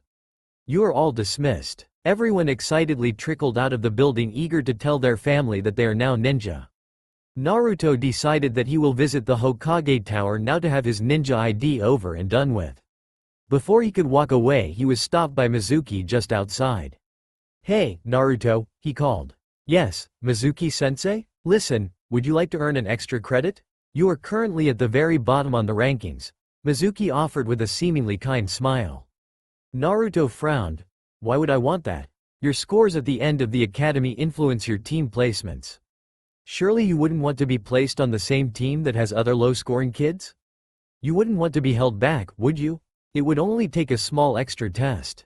Naruto couldn't help but hum. He didn't know that the academy scores directly correlated with what teams you're placed on. If he thought about it, then it made sense. The teams had to be balanced. Though remembering Mizuki's sour face when Iruka passed him, Naruto wasn't certain if he believed the validity of Mizuki's claim. "I appreciate the offer, Mizuki-sensei, but no thanks. I am sure Hokage-sama would put me on the right team. I'm also certain I would do reasonable well on any team. After all, a ninja has to show adaptability. See you later, Mizuki-sensei." And with that, Naruto turned around and left, never seeing Mizuki's scowling face. In no time, Naruto entered Hokage's tower and quickly reached the administrative floor. After confirming his details with the secretary on the ground floor, he learned to get along with her, but she still was watching like a hawk in case he tried to bolt for Hokage's office like he usually did. He entered the designated room and was surprised to see the Sandame sit there along with two more people. "Hey old man, what are you doing here? Shouldn't you be doing paperwork?" Naruto-kun, Hokage greeted when he saw the teen walk in. "Alas, for the next week I am stuck here for some time. It's a tradition to welcome and congratulate new genins. Alas, they often choose to do it at the academy building, so I'm using this opportunity to take a break at the pretense of working." He winked and the other three people in the room sweat dropped. "Now, congratulations on passing. Let's get a move on, shall we?" Naruto nodded and he was led to sit on a chair in the middle of the room to have his picture taken by one of the assistants. Next he filled out a form and in a matter of minutes he had his ID done. "Thank you. Now sadly I can't offer for you to stay and chat. Today is quite a busy day despite what I said earlier." Hiruzen looked apologetically to Naruto. "Before I go, there's something I wanted to ask though." Hokage nodded for him to continue. "Is it true that genin teams are assigned based on academy scores?" Hokage blinked at the question, not quite expecting it. "Usually yes, to balance out the teams. But sometimes some jonins would take a student as an apprentice, which is rare, or request specific genins to be put on their team. It's also up to the Hokage's discretion," he answered truthfully. "Who told you that?" "While it's not a secret, there's also a reason this information is not widespread." "Huh, I see. It was Mizuki-sensei. After the exam he offered me extra credit for doing some hidden test to get a higher score. No matter, I refused him." Hiruzen narrowed his eyes at this. Before Naruto could leave, however, a boy with an incredibly long scarf ran in holding a wooden shuriken. "This is it, Gramps. I will defeat you now and claim your hat." Then he tripped over his own scarf and hit the floor with his face. Hiruzen tried to hide his embarrassment by pulling his Hokage hat down. The boy got up with some tears in his eyes and then accusingly pointed at Naruto. "It was you. You tripped me." Naruto looked at the boy with deadpan expression. "Sure." Then he looked at the Hokage. "See you later, Gigi." And left. As he was leaving he almost ran into another ninja with headband and round shades. The man seemed to be in quite a rush. After Naruto quickly muttered an apology, he finally left the tower to go spend some time outside the walls of the village to train. It was late evening with the sun having set behind the horizon an hour ago, casting the forest into darkness. The only sources of light were the lights from the village that managed to pierce the canopy. But this was perfect for Naruto and the kind of training he was doing tonight. He was dashing and darting around the village while remaining in the forest, leaping and jumping from tree to tree, vertically and horizontally, trying to speed up with every lap he made. Impressive feats of agility was on display as Naruto cartwheeled from one tree into another before pushing with hands and leaping to a third tree, running up to the top before jumping down onto another tree, dashing and weaving forward, while practicing taijutsu katas on the move. This trained his speed, reflexes, chakra control, stamina, getting himself used to fighting on the move. The cover of darkness had the benefit of training his perception and attention. Naruto was utilizing several skills in his arsenal to train them all together as a way to finish off the day. As he was making his third lap, his ears picked up a snap of twigs and he saw a shadow dart through the trees. His sixth sense told him this was slightly suspicious, so he followed it while trying to be discreet. There was someone who seemed to be in quite a hurry, as if running away. Then suddenly the shadow picked up the speed and Naruto gave chase, not letting up. This continued for a couple more seconds before the shadow suddenly stopped and shouted, "Come out. I know you're following me." Naruto cursed that he failed being stealthy. He was also startled to realize that he knew the voice. Mizuki-sensei? Mizuki couldn't believe his luck. He sensed that someone was following him for quite a while and for a moment he thought he was discovered by Anbu. Mizuki immediately relaxed, completely disregarding that Naruto actually managed to keep up with him. The man cackled, "If it isn't the Kyuubi brat." Now Naruto frowned. There was definitely something wrong here. Mizuki appeared to carry some kind of a massive scroll, and was hastily running in the opposite direction of the village. Naruto had a bad feeling about this as he narrowed his eyes. "You do know that you just broke one of the Sandame's laws?" "Haha, who cares about that? None of it will matter when I kill you and bring this scroll of seals to my new master." A traitor then. In Naruto's opinion, those were one of the worst kind of people. He always felt there was something unsettling about his now former teacher, but he always chalked it down to the generic Kyuubi dislike. Also, Naruto thought it was stupid of the man to just reveal his plans. "See if he can fish for some information then. And who is your master?" "Orochimaru, of course." Mizuki laughed and then leered at Naruto. "Do you want to know why the villagers seem to hate you? Why your parents are dead?" Naruto raised his eyebrow. Was the man serious? "Go on then, why?" "Because you are the accursed Kyuubi no Yoko. The Yondaime couldn't kill off the demon, so instead he sealed it into a newborn babe. And that babe was you. You are the Kyuubi reincarnated. You bear all the responsibility of all those deaths over a decade ago. I will kill you and do Konoha a favor." "I see. Well, I already knew about the Kyuubi. And now you officially broke an S-rank secret and the penalty of that is death." Mizuki was a bit taken back. He didn't expect that kind of reaction. "Also, it's a bit weird you would claim to do Konoha a favor if you're turning traitor. Don't mind me, I'm just thinking out loud. I know it's a matter of speech." Now Naruto got serious and took a kunai out. He had to be careful, the enemy was a chunin. Sure, Naruto trained his ass off every single day for the past few years and he even considered himself to be above his fellow classmates, but this was still his very first real battle to the death against a ninja. His inexperience could prove fatal. Mizuki adopted an angry face expression when he saw Naruto wasn't reacting like he expected him to. He took the scroll off and threw it on the ground next to him before suddenly dashing towards Naruto as quickly as he could, intent to finish this quickly. No doubt Anbu were already looking for him. He wasn't exactly subtle when he stole the scroll. Naruto anticipated such a move and rolled to the side to dodge an incoming punch. At the end of the roll he threw the kunai, aiming it at the head. He knew Mizuki would dodge that, so he was already weaving some hand seals, anticipating where he would land based on his momentum. As predicted, Mizuki saw the incoming kunai and rolled forward. Kaden.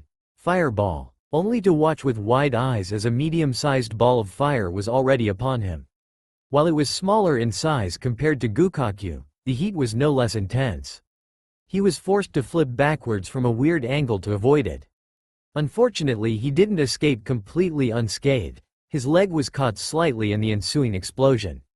He didn't have the time to even react to Naruto's sudden skill as he was already above him with kunai aimed to pierce his head. Naruto himself was quite surprised at how easy it seemed. He chalked it down to being cooped up as a teacher in a classroom on a daily basis and not bothering to train because of that. Mizuki rolled out of the way just in time, made another flip and jumped into the air. He quickly took a scroll out of his pouch and unsealed his special commissioned Fuma shuriken before in one fluid movement threw it at Naruto. Immediately after, he threw a bunch of shurikens as he landed on the floor. The blonde cartwheeled sideways to dodge the Fuma and at the end of the movement he planted his feet on a tree and run up to evade the shuriken. He pushed off the tree and threw his own shuriken towards Mizuki.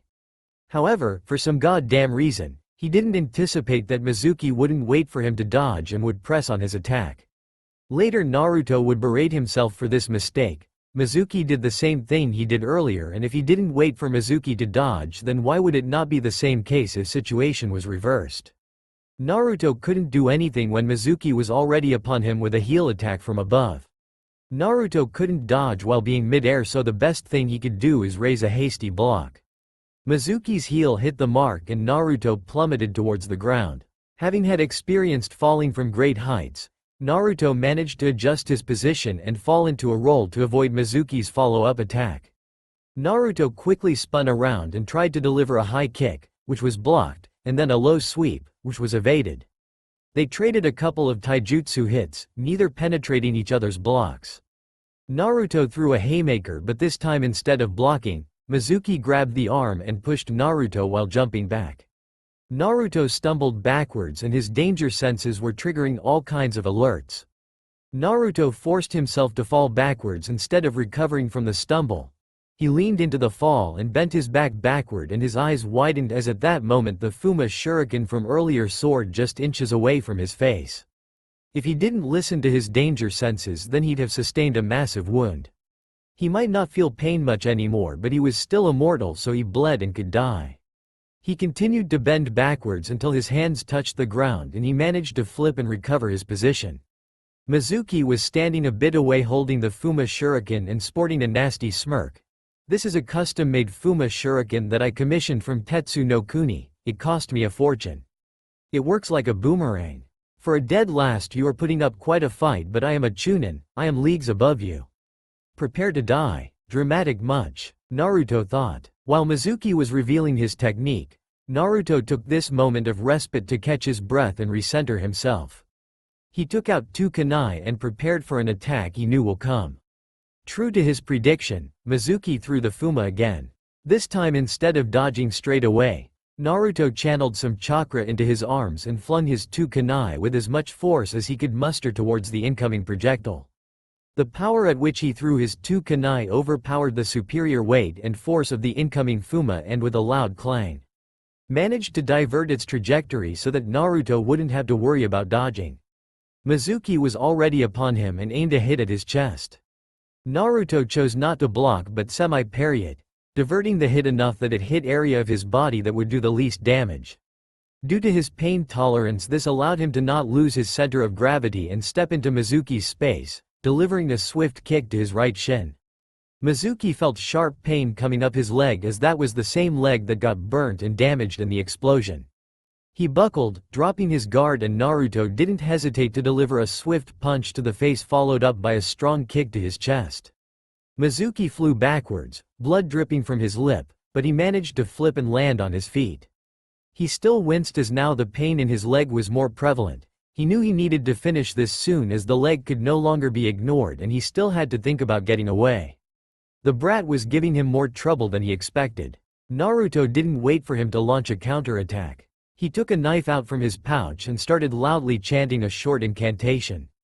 Mizuki stopped in his tracks when he heard the strange noises coming from Naruto. They made him feel wary because it sounded powerful and forceful, but he laughed nonetheless. "You're so scared that you started bumbling in your delusion?" Ignoring his instincts, Mizuki grabbed a kunai and shot forward.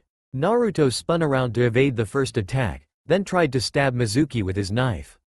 Mizuki parried it with his kunai and attempted a low sweep with his legs, but Naruto jumped over him, planted legs on Mizuki's back and pushed. Mizuki was forced to do a forward roll, while Naruto jumped back to make distance. All the while chanting, and then he stopped the incantation and stabbed his own palm without even flinching before discarding the knife. Mizuki was so shocked by the sudden self-harm that he was rooted on the spot. I always knew the demon kid was crazed despite his cool persona mask. Naruto made a single one-handed handseal and then put his fist above his bloody palm, almost as if he was grabbing a hilt of a weapon. Instantly, the blood that was on the ground and still dripping from his wound reversed its direction and flew towards Naruto's fist. He threw his arm backwards and immediately all the blood coalesced to make one long whip. Infernal whip. Naruto bellowed his technique and immediately the bloody whip was engulfed in intense, deep red fire that Naruto held in his hand. This was one of the 2 combat techniques that he learnt directly from the book. Naruto dared to smirk confidently at Mizuki. Without hesitating he flicked the whip forward and Mizuki had to roll to avoid being hit. He noticed with horror that where the whip stuck on the ground was a hole, everything around it having pure black scorch mark. It packs a punch physically and also burns. He had no time to think as he had to duck to avoid the whip that was flying at him from the side.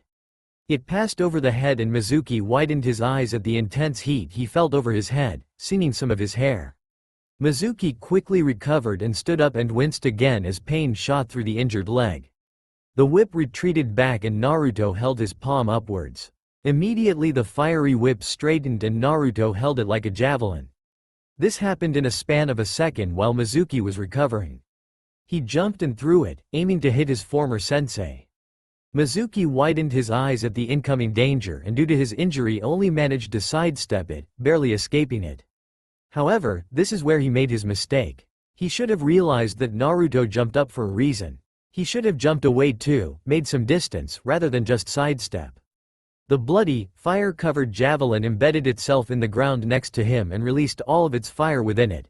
The point of impact exploded in a fiery blast and Mizuki was thrown back as he took the full brunt of the explosion. The most he could do was cover his face by crossing hands. He flew and hit a tree before falling to the ground, face first. Naruto dashed and grabbed his bloody javelin that lost its fire now. If he wanted to reignite it, then he would need to have some of his enemy's blood. Or he would need to create a new infernal whip, which meant another long chant and another stab to his palm to get blood as sacrifice. He knew the technique disperses soon after losing its flames, but then he looked at Mizuki and saw that there is no need to reignite or renew it. He approached Mizuki and pierced his upper thigh eliciting a scream from the man. A second later the bloody weapon dissolved and disappeared into the air. At the same time the Hokage landed nearby with a small squad of 3 Anbu behind him. Naruto-kun, but Naruto didn't hear him. He kept staring at the laying Mizuki, at his blood forming a puddle under his punctured leg. Naruto's eyes dilated, unblinking, his whole body was frozen still, and an image kept playing in his mind on a repeat. Naruto broke down in cold sweat and suddenly he knew what he had to do. Naruto. Hokage repeated again, this time more firmly. Naruto snapped out of his stupor and gulped. He then tore his eyes away from Mizuki and looked at the Hokage. Hey, Gigi. What happened here? In short, I was training, then I saw someone running away so I chased after because it reminded me of Hinata incident. It turned out to be Mizuki who stole some kind of scroll and wanted to give it to Orochimaru. Then he revealed the Kyuubi secret, then we battled, and here we are. The Anbu present were quite impressed that a fresh genin could take down a Chunin. Sure, they knew that there was something unusual going on with the blonde with the Anbu constantly being with the Hokage in the office, but they never knew or seen of what Naruto could do exactly. Hiruzen, for his part, nodded. He already partly knew what happened having watched Naruto since the beginning of the fight via his seeing ball. He was too busy mobilizing his ninja to look for Scroll of Sealing so he wasn't sure what transpired before that and how it ended. The Hokage left his tower with Anbu the moment he saw Naruto stabbing his palm. Another Anbu landed holding the large Scroll of Seals. He wore a white cloak and his face was hidden by a dog mask.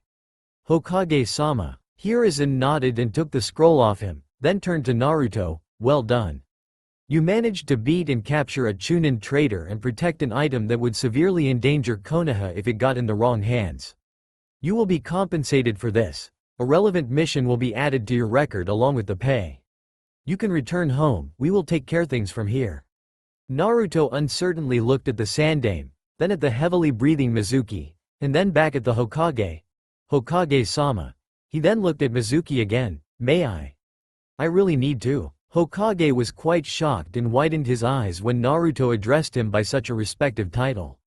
Naruto was addressing him not as his Gigi this time, but as the leader of the village. He couldn't remember when that ever happened before.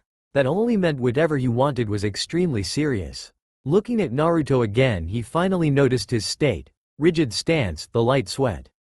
He then saw the way he was looking at Mizuki and Hiruzen immediately understood. Or at least he connected the dots and made an educated guess. His eyes hardened a bit as he addressed Naruto, albeit still maintaining a warm tone of voice. Naruto-kun, I can't allow you to do that. Mizuki committed several most serious crimes today. He also, as per your words, admitted to working for Orochimaru against the village. We need him alive at the T and I to get further information. It's a case of village security. Naruto looked at the Sandame and swallowed hard, trying to get his body under control. I understand that, completely. But, I need him. He stopped and quickly searched in his mind for an answer. He needed a compromise and he thought he found one? Okay, but can I do something else? Nothing that will kill him. At this point Enbu got extremely curious as to what the kid was talking about. I think I can manage with a different kind of procedure, with just using a small body part, hand perhaps.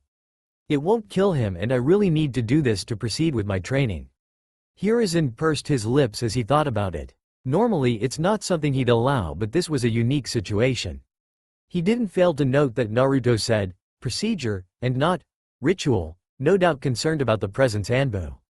In fact, that observation helped him make a decision. Very well. As long as he lives. Anbu and I will remain until you are done, then we will take him away. In the end this would serve the village better and killed two birds with one kunai. Possibly advance the team's training as well as slowly expose his techniques to other ninja as a way to get them used to it. Naruto blinked but nodded his head in thanks. He didn't question the decision to have Anbu watch, as he guessed it's to start letting ninjas in on his activities. It's something he didn't know how to approach. He wasn't planning on keeping his techniques and lifestyle a secret from his comrades, but he didn't want to go and shock anyone with randomly performing bloody rituals. He wasn't even sure how he'd even start that conversation with his team. Oh hey, just to let you know, I sometimes stab myself and do weird shit with blood, and ominously say some nonsense. So don't mind me, it's all good, yeah? He could imagine how well that would go. Not wanting to waste any time, he quickly got to work. Thankfully this won't be anything as elaborate as his previous sacrificing rituals to get blessings. After all, this was not meant to grant any perceivable effects, or even do anything at all that would give results. This was merely a sacrifice to Bethrezin as a way to say thank you and give respect to his patron. Naruto picked up the discarded knife and with a quick, minor Kaiden jutsu he blew some fire onto the blade to heat it up. Hiruzen was definitely impressed by the control of Kaiden chakra. He didn't know the boy knew elemental jutsu. I will have to get a new knife after this, Naruto thought. This was a simple kitchen knife with a metal that was not meant to handle chakra. When it cools down it will definitely lose its sharp quality. He quickly and smoothly brought down the knife on Mizuki's hand with as much force as he could and was lucky enough to be able to chop it off in one try while also cauterizing the wound to stop Mizuki from bleeding out. Everyone else present just blinked in incredulity. Ignoring the painful moan from the downed man, Naruto put the cut hand down. He then discarded his now useless knife and got a kunai out. Here he started chanting and stabbed his now healed palm again. Using the bloody kunai, Naruto drew a simple circle around the hand to symbolize that it was him who took the man down. In his chant he thanked Bethrezin for his patronage, for granting him the tools to achieve the power he needed to protect his village from this traitor. When the circle connected there was a wave of power that expanded from the scene, washing over the Hokage and Anbu. Just like Naruto's voice, it was strong and powerful and eerie and made them feel unsettled, but not threatened. It washed over them and covered them in a certain feeling that they could only explain as a protective blanket. The Hokage has seen this before, of course, but it was no less fascinating as it was the first time. This power, while seemingly based on chakra, didn't feel like any other chakra exposure they've felt before. It wasn't like killing intent, or dense chakra pressure that physically affected them. Naruto continued. He dipped the kunai in the pool of blood that collected under Mizuki's leg, and then drew an incomplete half circle, enough so that Mizuki and the hand was inside it without closing the circle. In the same ancient tongue he begged for apology that it won't be a full offering because he was a protector and he needed the man alive to protect his village. He then drew a straight line and connected the circle that the hand was in with the pool of blood under the leg. He again thanked Bethrezin for allowing protection of the village through his path of the damned. Naruto uttered the final syllable. All the blood flashed crimson red and then burst into flames. Mizuki suddenly convulsed and screamed as if in intense pain. It only lasted for 2 seconds before, in a crescendo of power that even the observers felt, all the blood scattered and vanished including the hand, and Mizuki stopped screaming and passed out. Even the pool of blood vanished. Naruto himself had a full second where he felt a sudden sense of pure smugness, understanding, acceptance, self-satisfaction. But then it was gone just as quickly, replaced by what he felt when Hokage first arrived, tired. "I thought you said it won't harm him?" Hiruzen finally spoke. He sensed his Anbu were still trying to get over the shock of what they just witnessed and he had to refrain from smirking in amusement. Naruto shrugged. "It wasn't supposed to. I can only speculate that because it was a half-offering it was a way for Bethrezin to let him know that he was lucky? Either way he's alive and well and I am done here. Thank you very much for allowing me this much, Gigi." "Kaden?" he asked. "When you gave me clearance to get materials on chakra off the library I might have utilized that opportunity to look up some jutsus too. Would be bad to get stuck on infernal arts only." Hiruzen chuckled. "I see, very smart. I'm proud of you, Naruto-kun." The team beamed. "Return back to the village now. And don't forget your team placements in a week." Naruto smiled and bid them all a goodbye. After a signal from the Hokage the Anbu immediately grabbed the knocked-out Mizuki and disappeared. They would probably treat his leg first so the man doesn't die from further blood loss before they can get information out of him. "That was." Dog-masked Anbu began, "peculiar." "What was it, Hokage-sama? Infernal arts?" Hokage turned to his Anbu captain and regarded him for a second before replying. "Naruto somehow got the attention of some ancient, forgotten god. And when he had the choice and I am sure the boy had the choice for nothing of sorts can be forced, of embracing it or walking away. Well, our genin decided it would be more beneficial to walk that path. Do you think it will become a problem? Do you?" Hokage shot back. Startled, Anbu didn't expect a question back. But then he understood Hokage was asking for his opinion of what he just witnessed. "I didn't feel threatened. And whatever Naruto got involved with without a doubt was of benefit to him. He did, after all, defeat a Chunin even if it was someone as unimpressive as Mizuki. However, it does seem rather dark. It was supposed to be a full sacrifice, wasn't it?"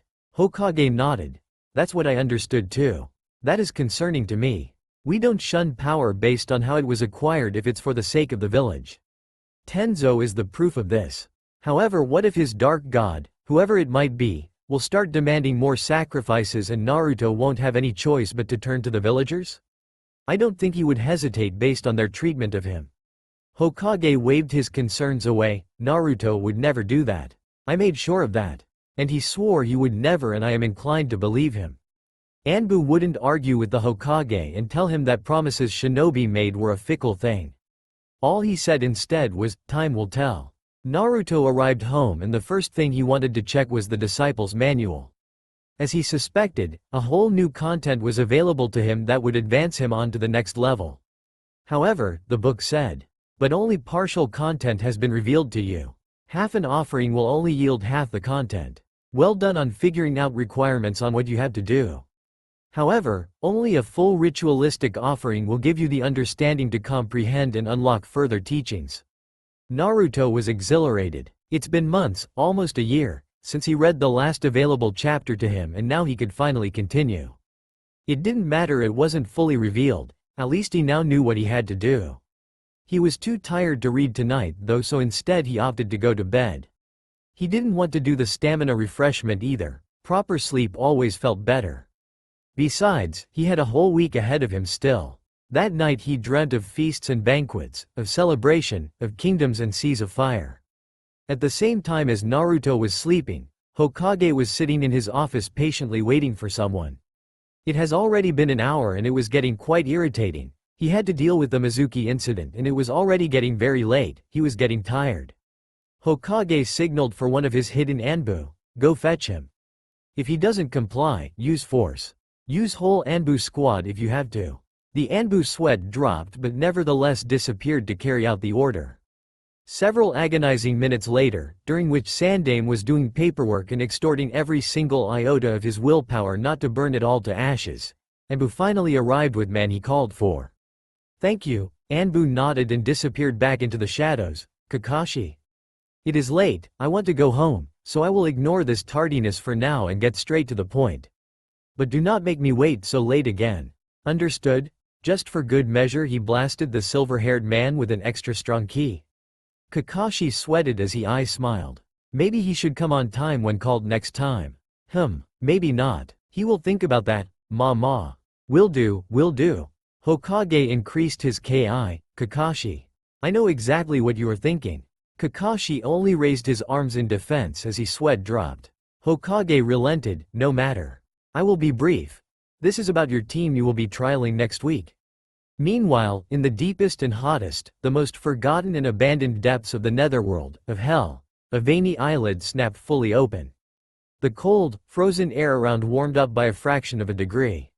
When Naruto woke up it was still the nighttime but he was already used to it. After freshening up, he went to pick up the book and a surprise awaited him there. A dagger lay on top of the manual. Naruto picked it up and absent-mindedly noticed that, just like the book, it took a bit of his blood. But he also somehow knew it's a one-time thing only. He inspected the dagger, it was beautiful.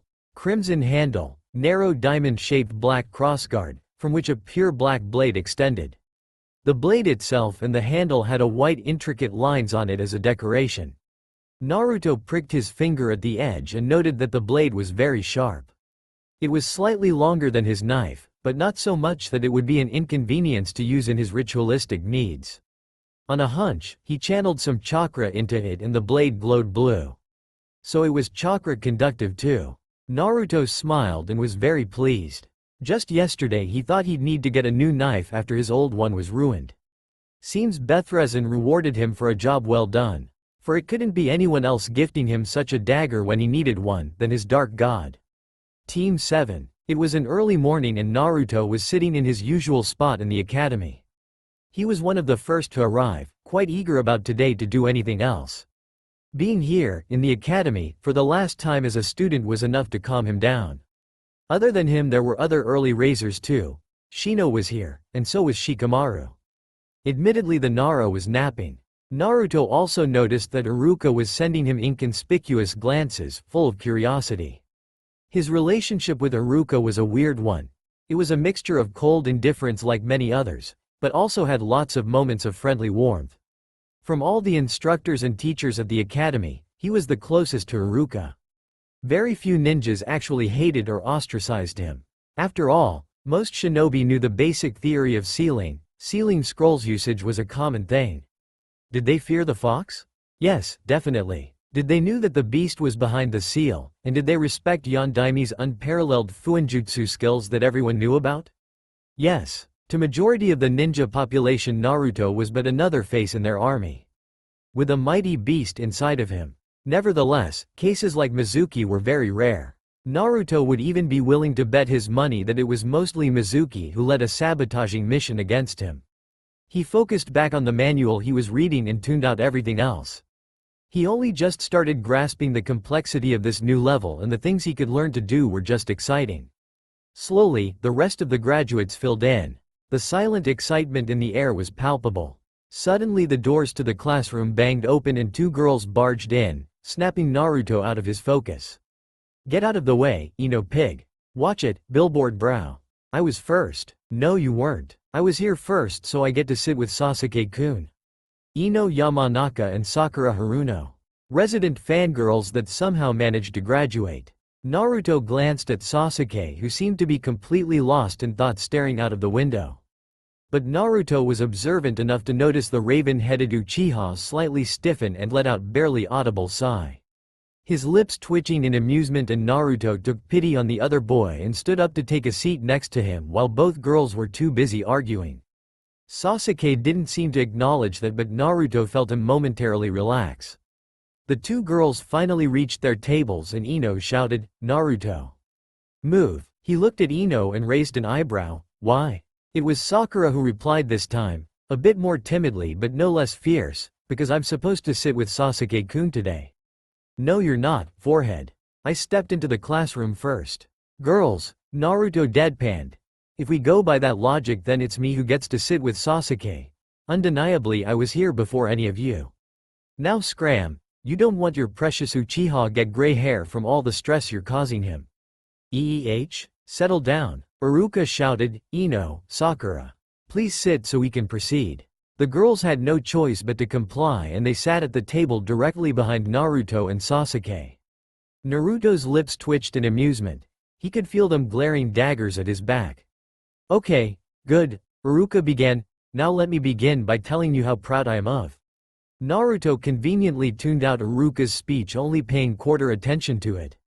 His reading material was infinitely more interesting, but he didn't want to miss possible team assignments. And Team 7 will consist of Sasuke Uchiha, Naruto Uzumaki. Here Naruto's attention snapped back to Iruka full force.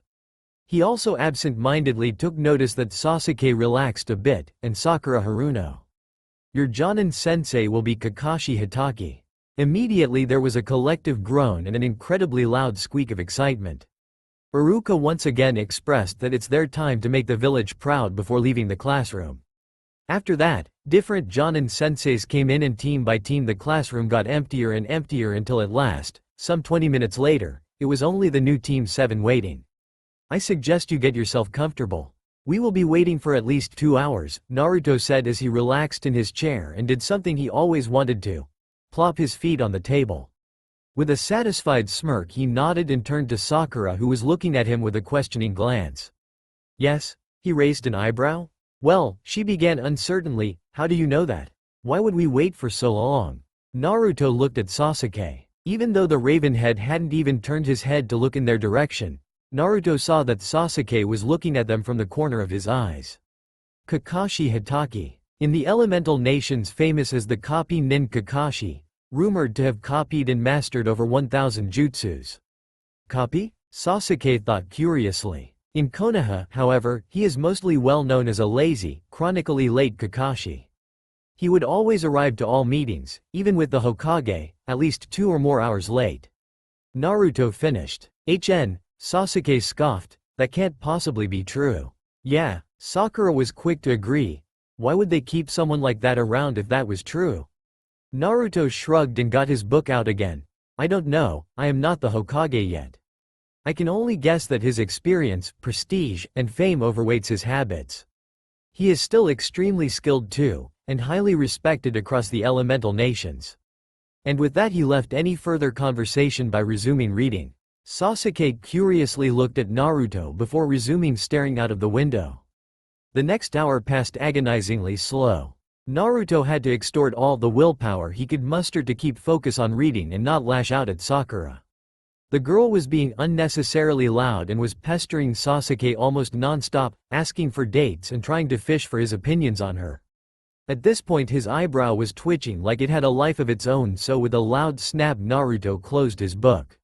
Right, he said loudly to draw both of their attentions. Sakura didn't seem to be stopping any time soon, so he decided it would be better to take the control before he'd do something he'd regret. How about we do something productive while we wait? I suggest sharing some of our strengths and weaknesses, any skills or jutsus we might possess. You know, start being a team. Why would we do that? Sakura was a bit confused. We already seen everything we can do during the academy and the exam. Both Sasuke and Naruto blankly stared at her. Surely by that you're no implying you didn't train outside of the academy? No, I didn't. I mean, I practiced what we were taught, but I didn't train anything beyond that. I didn't think we had to. She was quick to defend herself. What were you doing then in your spare time if not training for the shinobi life? Naruto pressed. Sakura blushed in embarrassment even further, and Naruto. That is none of your business. The blonde acquiesced, I suppose not. He then turned to the Uchiha. What about you? I'm sure someone like you didn't sit with his thumb up his ass and brood? You did plenty of that in the academy. Sasuke huffed, I trained 2 Kaiden jutsus, Shuri Kenjutsu, and I can use wire in combat, proficient in Uchiha Taijutsu style, speed is decent. Naruto nodded. Good to know that Sasuke actually trained. He was pleased to know that he knew a taijutsu style outside the academy style that he always used in spars. What about you, Naruto? Sakura asked. If you're asking us, then it means you know more than you showed at the academy too? Naruto nodded, glad that the girl was at least smart. Yes. I am proficient enough with Kaden and know a couple of jutsus. Here Sasuke actually fully looked at him, quite intrigued. I have mastered the Academy Taijutsu. I make up for my lack of specialized taijutsu with my speed and strength, which I honestly think I have higher than most, if not all, of our graduating class. Sasuke really doubted that. I also. Here he hesitated for a moment. Something that Sasuke picked up on. I also specialize in a unique branch of jutsu that only I can use. It can be offensive, defensive, and supplementary, but I usually focus on the supplementary. Extensive. I trained my ass off. I had to for my dream. What is your dream, Naruto? Sakura asked. Even Sasuke looked curious. I will become the greatest Hokage ever and to make its people feel happy and protected, he replied in a matter-of-fact tone. Both wanted to scoff at that but couldn't bring themselves to do it openly. Every ninja wannabe claimed to be the next greatest Hokage. After that, the next hour passed quicker with them making brief conversation here and there. It was mostly Sakura pestering Sasuke and Sasuke just hinnying here and there. When it was almost approaching 3 hours of wait time and even Sasuke was losing his patience, the doors to the classroom slid open and a silver-haired ninja in a standard Jonin garb casually walked in while reading an orange book. An orange book that Naruto has seen Hiruzen read from time to time. Yo, Kakashi greeted without even lifting his eyes. My first impression of you all is, meh. He shrugged, meet me on the rooftops in 5 minutes. And with that he disappeared in a swirl of leaves. Told you, Naruto said and left the classroom with others quickly following suit. When they finally got on the terrace of the rooftop they saw Kakashi sitting on the railings. They quickly sat down on some steps and Kakashi addressed them, so let's introduce each other. Say your name, your likes and dislikes, your hobbies and dreams, etc. Maybe you should go first, sensei? So we know what to say, Sakura suggested. Kakashi looked at her, sure. I'm Kakashi Hitaki. I have some likes and some dislikes. My hobbies are none of your business. My dreams, well, you next Pinky. Everyone's sweat dropped. All they learned was his name which they already knew. Right, my name is Sakura Haruno.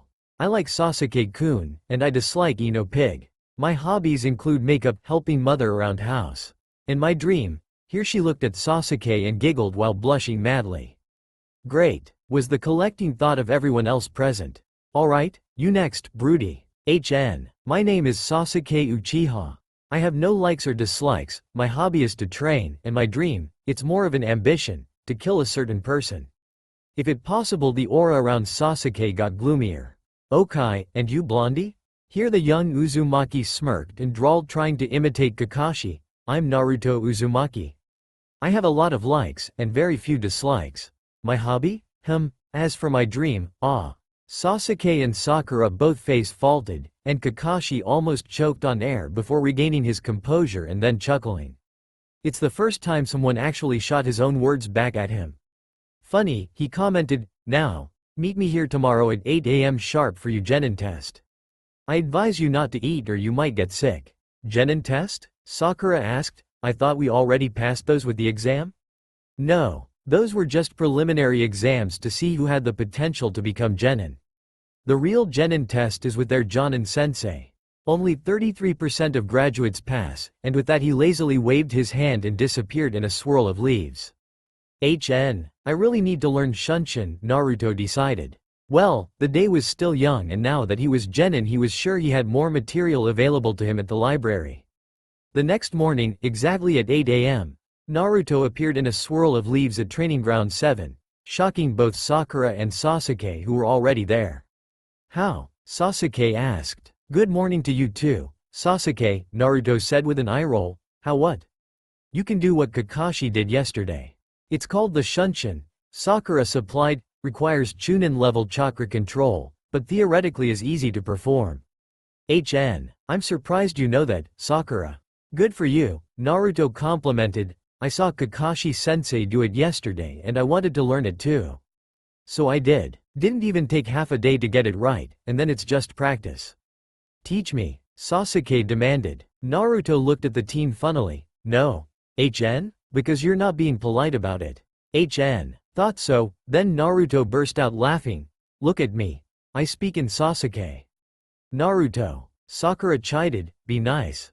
Naruto stopped laughing and looked at Sakura, and the girl won't lie, she was a bit creeped out. Naruto always gave off a weird, cold vibe. She didn't listen to her parents' warnings much, seeing as Ino, her best friend, treated him decently like any other classmate. So she tried to imitate that, but there was just something off about him. Is that what her mum warned her about? But then he cracked a smile and said, "Sure," and went to sit under the shade of the tree to read. He had a pretty good feeling they will wait for a while. An hour passed and Kakashi was nowhere in sight. Even Sakura started getting irritated. She stopped pestering Sasuke in favor of silently fuming. A subtle growl was heard across the empty training ground, and Naruto was amused to see Sasuke's ears reddening. Not even a minute later, like a chain reaction, Sakura's stomach growled in protest too. Naruto's lips twitched in amusement when he saw both of his other teammates look at him expectantly. After good 10 minutes of no reacting from Naruto, Sakura began looking between Naruto and Sasuke.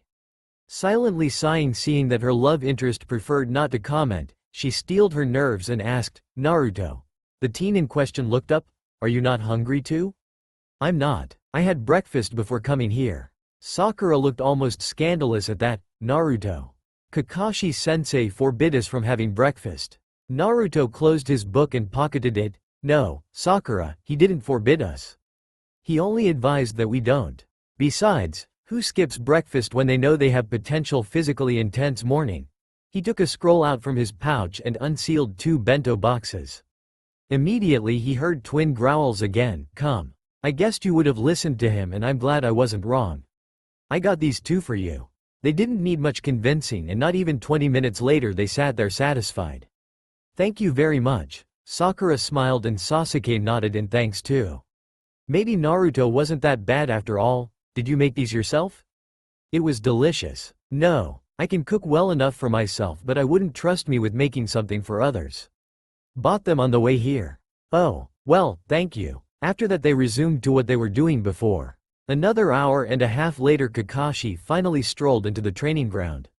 "Yo, you're late," Sakura screeched, but Kakashi just waved hand in dismissal.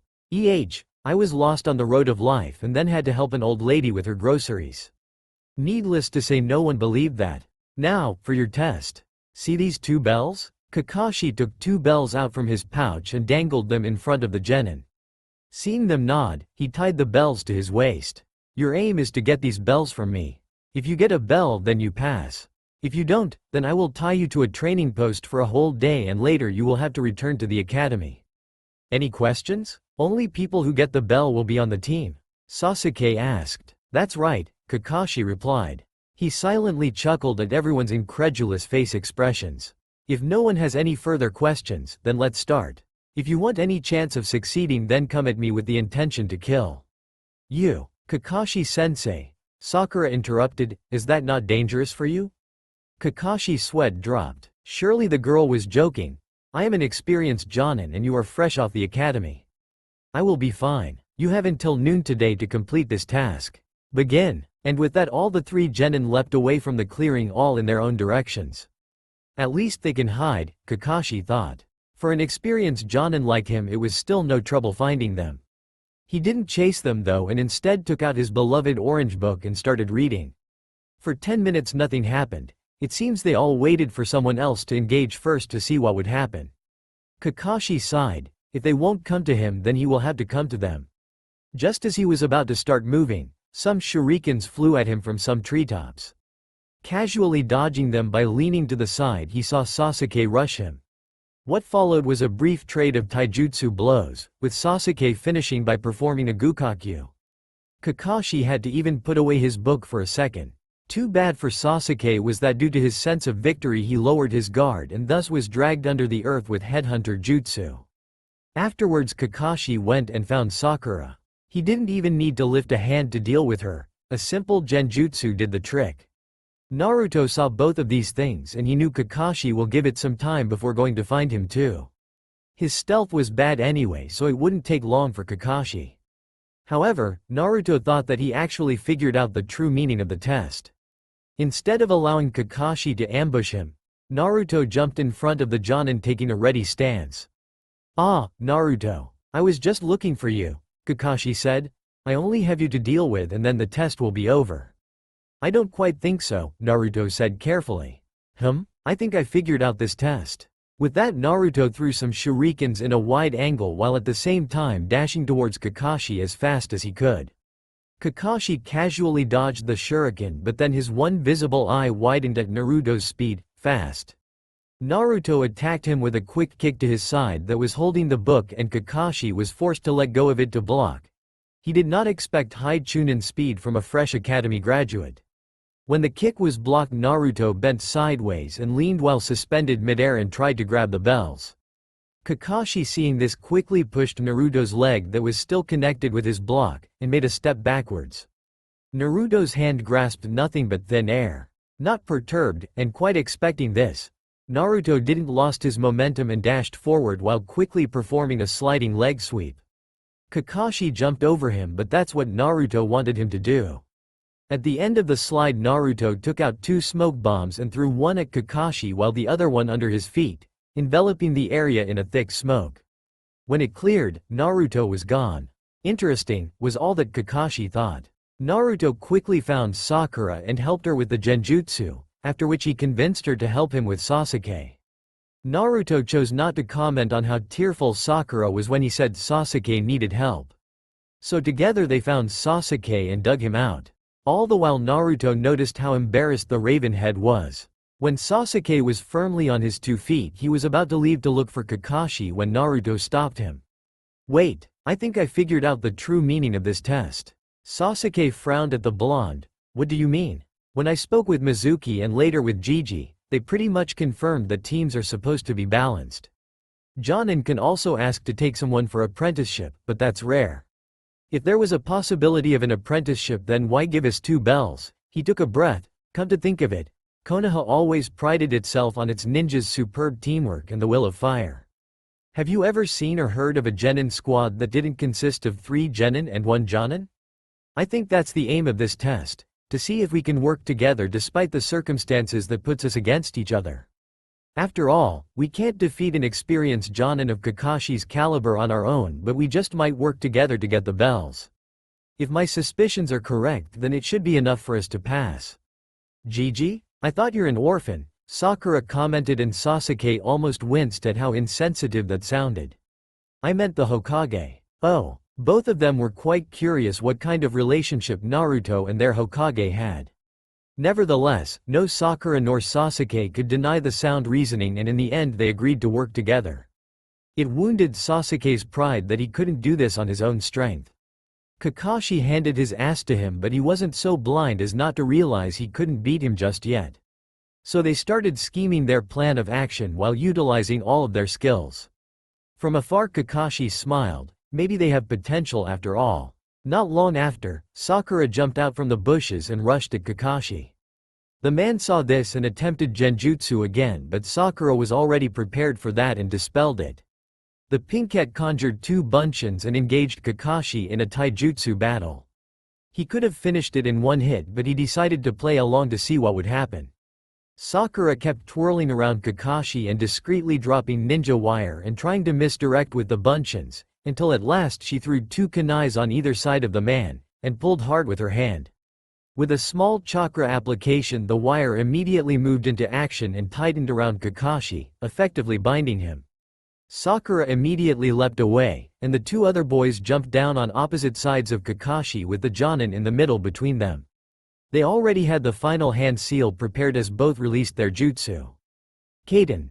Gukakyu no Jutsu. 2 massive balls of fire, Naruto's being by far the larger one, quickly approached him from both sides, and Kakashi actually let out a bead of sweat roll down his forehead. That was a dangerous strategy, but so deadly. Sakura never stopped leaping and jumping back, trying to make as much distance as possible. The 2 balls of fire met and exploded in a fiery blaze, scorching a large area around it. Sasuke's and Naruto's fire fought for dominance before Naruto's finally won out and rolled forward.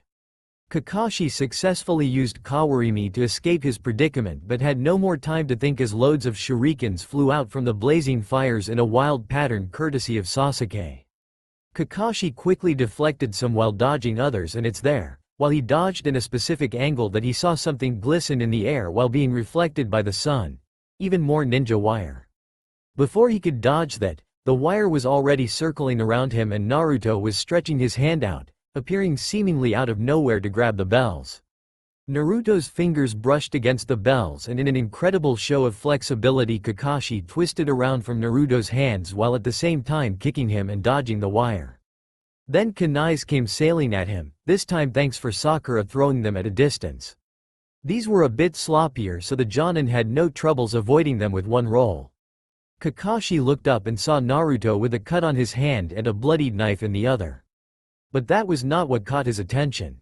He immediately froze as terror overtook him. There, above Naruto, were two massive glowing eyes, veiny eyelids and red, bloodshot eyes that seemed so big they looked unnatural.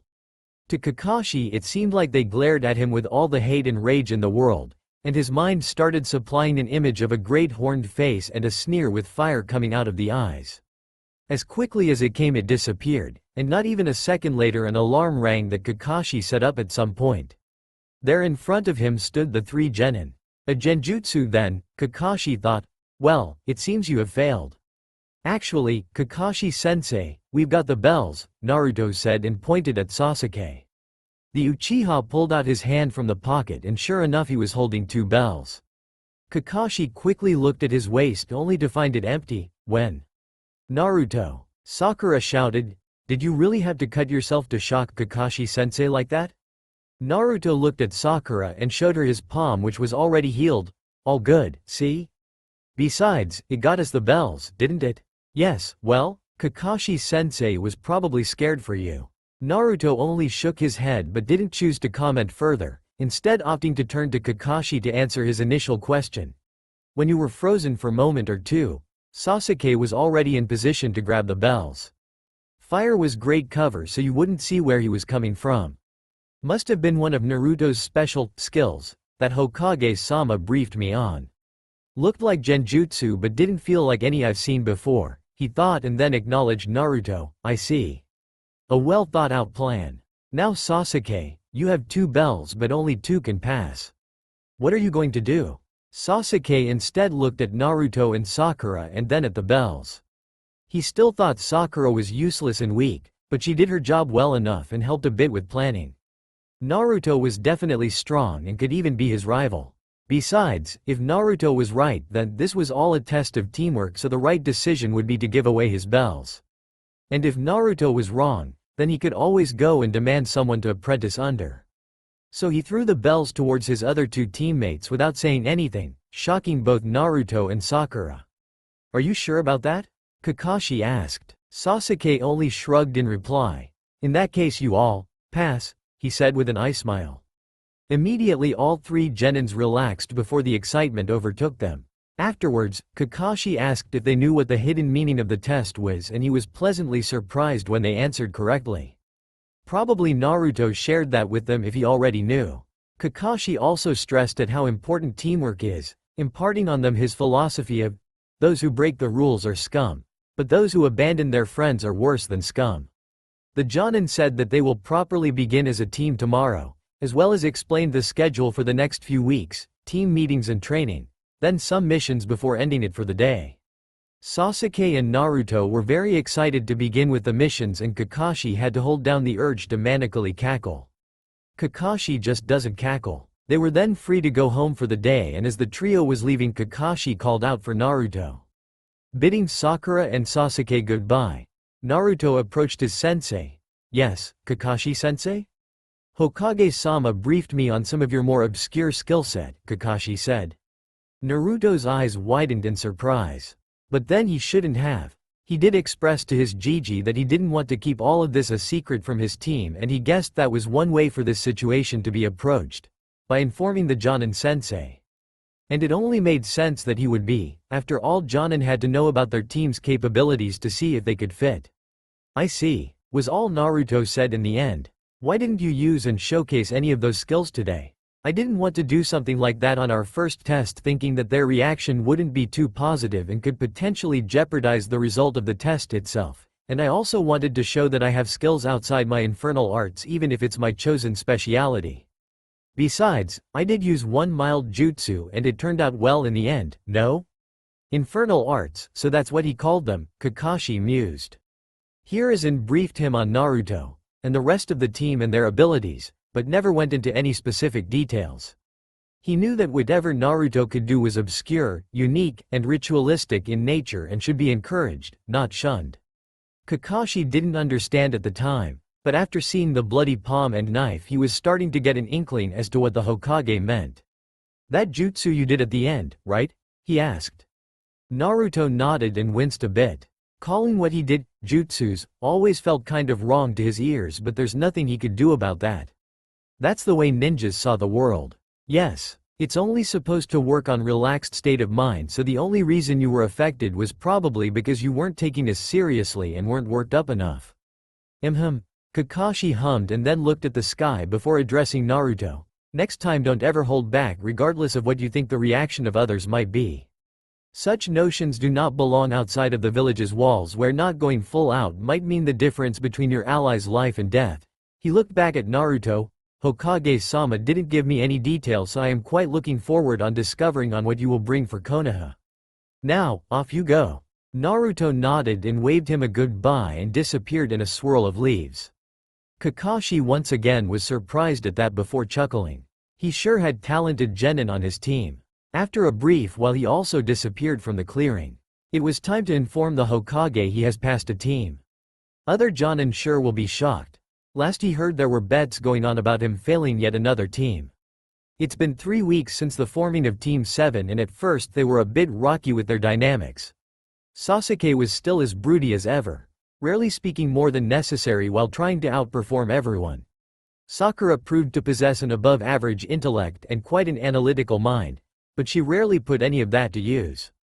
Instead she fawned over Sasuke and defended him at any turn she could when Naruto was poking fun at him.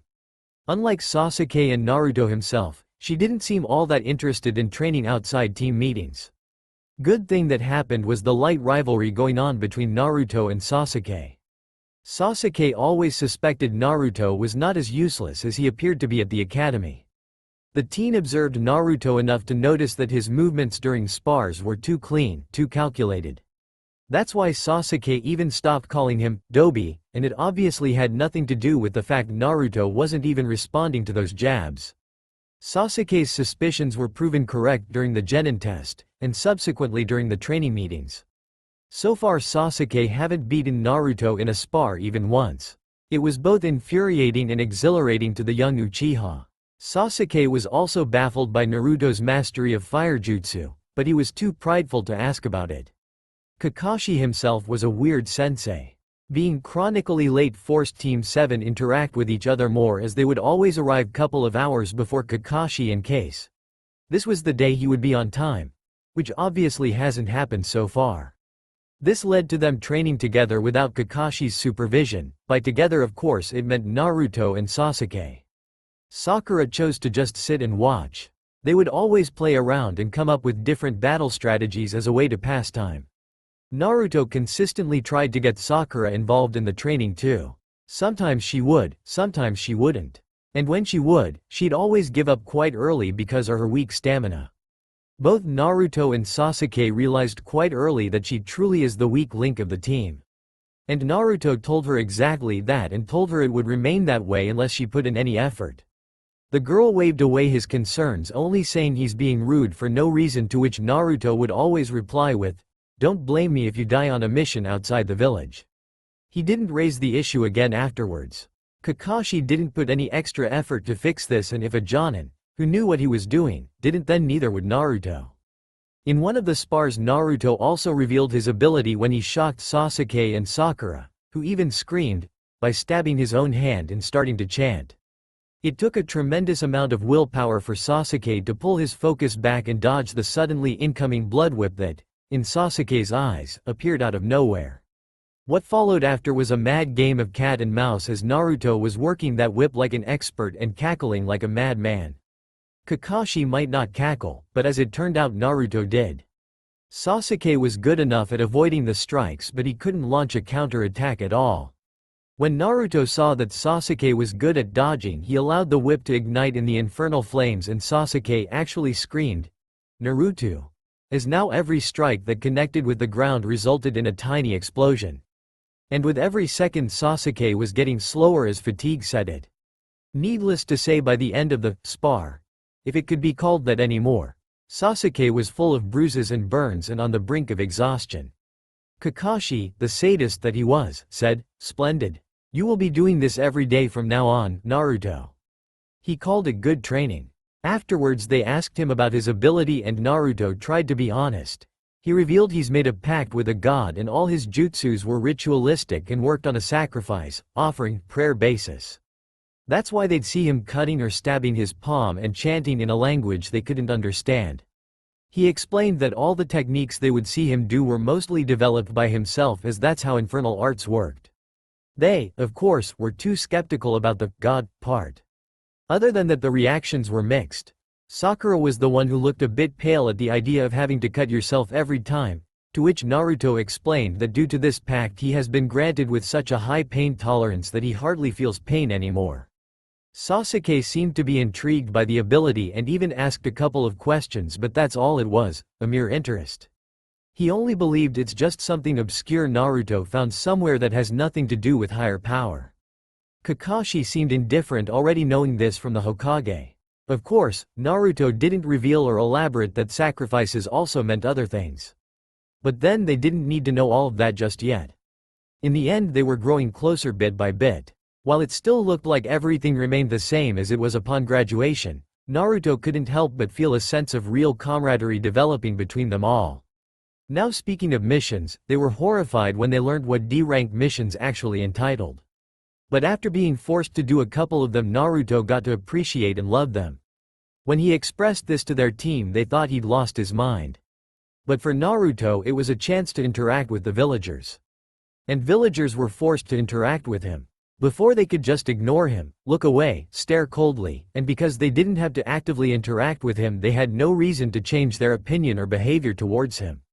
Sasuke and Sakura of course didn't understand the weird behavior people had towards Naruto, and when they'd ask Naruto he would always say it has been like this his whole life, and then he'd lie that he didn't know why.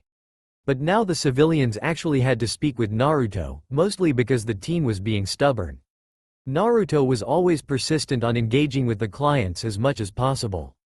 His reasoning was that the more they interacted with him, the more they got to know him, the more they will see that he is more than just the jailer of the Kyuubi. Villagers that he did interact with were loath to admit, but the blonde teen was not too bad. Sure, he had an intimidating and eerie presence, but they chalked it down to him housing the Kyuubi. Other than that, he seemed bright, intelligent, compassionate, empathetic, and overall pleasant. Slowly they were changing their opinions for the better and started to see the guy rather than the jailer. And Naruto enjoyed that. He enjoyed interacting with these people because for him it meant he is on the right path. There was one time when they were reporting back in the mission building and it just so happened that Hiruzen was present. The old man was downright beaming at Naruto when he relegated to him the civilians' positive comments of him being a decent, hard-working sort. Naturally, Naruto couldn't help but beam at that as well. And with both the Hokage and Naruto beaming like two suns, the rest of the team felt like the room suddenly got too bright for no reason. But that was what happened in these 3 weeks. Today they would ask for a new, harder mission. As much as Naruto liked doing D-rank missions for the village, he was getting a bit antsy. It's been almost a month since they formed as a team and he was dying to get out of the village on some missions to get battle experience. He was excited to try some new techniques and rituals he had developed. Sasuke agreed with him. Unlike Naruto, he and by extension Sakura hated the D-ranks and considered them nothing more than useless chores. "Hey old man," Naruto called as they walked into the mission hall. Team 7 was still baffled at Naruto's relationship with the Hokage. Anyone else would have been punished for such disrespect. They could clearly see that the Hokage favored the blonde even though he tried to hide it. Naruto. Iruka, who was helping assigning missions today and sat in the mission hall, exclaimed, "Show some respect." Naruto looked at Iruka and the man couldn't help but feel a bit uneasy at the look he was receiving. But then Naruto smiled and the feeling passed. The Hokage waved his hand signaling to Iruka that it's alright, Team 7. "Here for another missions?" Yes, Hokage-sama, Kakashi answered. Right, so today we have weeding some gardens, catching Tora the cat again, painting. Actually, Gigi, can we get a proper C-rank mission? As much as I like these chores, we've been doing them for 3 weeks now. Naruto, you can't just demand a mission from the Hokage when you get tired of D ranks. Every genin has to. Iruka-sensei. I know all of that, hence why I am not demanding but asking. Iruka didn't know what to reply to that, so he just looked at the Hokage. And I assume your other teammates share the same mind as you? After seeing the rest of team nod, he turned to Kakashi. You think they are ready to take on a C-ranked mission? Kakashi looked over the team, his eyes lingering on Sasuke and Naruto, before giving a nod to the Hokage. I believe they are. Very well, he then shuffled some scrolls on his desk before retrieving a specific one. I think I have just the mission for you. He then signaled for his secretary, please bring in Tazuna-san. He turned to Team 7. Your mission will be to escort Tazuna back to his house in Nami no Kuni. He is a bridge builder who is visiting Konoha for some business. Ah, here he comes.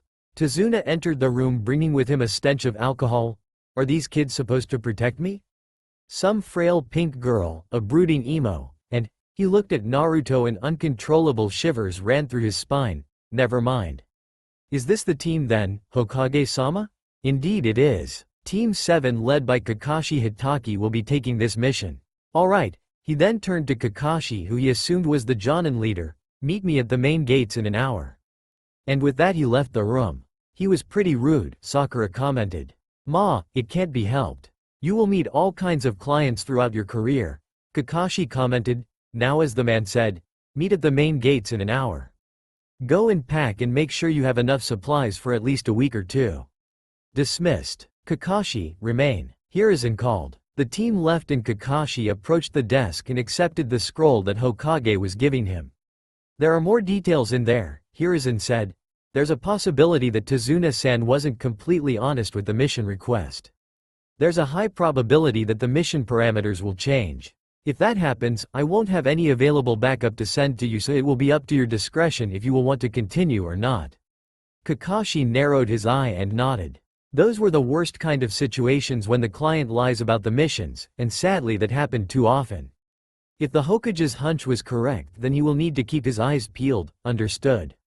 Anything else? Yes. It's regarding Naruto. You weren't briefed fully on the Mizuki incident, were you? Kakashi shook his head. No, I wasn't. I know what happened and that Naruto was involved, but no further details. Wait, Naruto was involved? Iruka asked. Hokage for a moment forgot that Iruka was there too. Yes. It's Naruto who apprehended Mizuki and saved the scroll of seals from getting into Orochimaru's hands. Iruka was shocked by that revelation. Firstly, Mizuki was a traitor for Orochimaru of all people. And secondly, Naruto, a fresh academy graduate, managed to apprehend a Chunin? It seemed like there was more to the team than meet the eye. At the end of the encounter, when we arrived at the scene, Hokage continued, Naruto looked ill. He was shaking, sweating, and his eyes were darting to Mizuki. He asked me if he may perform a ritual offering of Mizuki to his god. Both Iruka and Kakashi widened their eyes. That's right. He wanted to use the traitor as a living sacrifice. Naturally, I denied him, stating we needed him alive for T&I interrogation. So instead he asked if he could still make an offering while keeping Mizuki alive. He expressed that he needed that to further his training and skills. I allowed, and Naruto performed something he called a half-offering. From what he told me afterwards, it did have the desired result of furthering his training, but a lot of it was still limited. Which is why I suspect Naruto is so excited to go on this mission. It would be a prime opportunity to meet an enemy to make a full offering of. Hokage finished. So, Kakashi began, not quite sure what to say. Never in the history of Konoha did they have a shinobi who practiced something like that. It seemed dark and unethical, and for some reason it seemed like Hiruzen was allowing this. I don't know what to make of it, Hokage-sama. When you debriefed me about Team 7, and later when Naruto revealed it itself, I thought the extent of offering and ritual was him spilling his own blood and saying something in that language of his. Hokage shook his head. That's just the most convenient and quick method for him to use some of his techniques. He also has some very complex battle-ready techniques in his arsenal, and those truly are a complex in comparison than just stabbing himself. After all, I did help him develop some. Here Kakashi and Iruka looked horrified and Hokage couldn't help but chuckle, nothing so drastic. Young Naruto and I spent a lot of time together, and sometimes he would bounce some ideas with me. It's only because of those possible ideas that I can make an educated guess on the complexity of his techniques. Here he waved his hand. We are getting off track. What I wanted to say is that if you come into a situation where he asks permission to do something like that, then I urge you to allow him, granted if killing the enemy will not interfere with the mission. Other two men widened their eyes again. But Hokage-sama, isn't it just dark? Kakashi struggled to pick the right words. Iruka was rendered completely speechless about the information he was receiving, so he couldn't even give any input in the conversation. Tell me, do you know of a cult of Jashin? Receiving a negative, he continued. There used to be a whole clan of cultists that, according to obscure history texts, were immortal and couldn't be killed in battle. Did you know that Uzumaki clan had techniques that could summon the very Shinigami? In fact, the seal on Naruto that holds back the Biju was placed on him when Minato summoned the Shinigami itself. Shocked silence.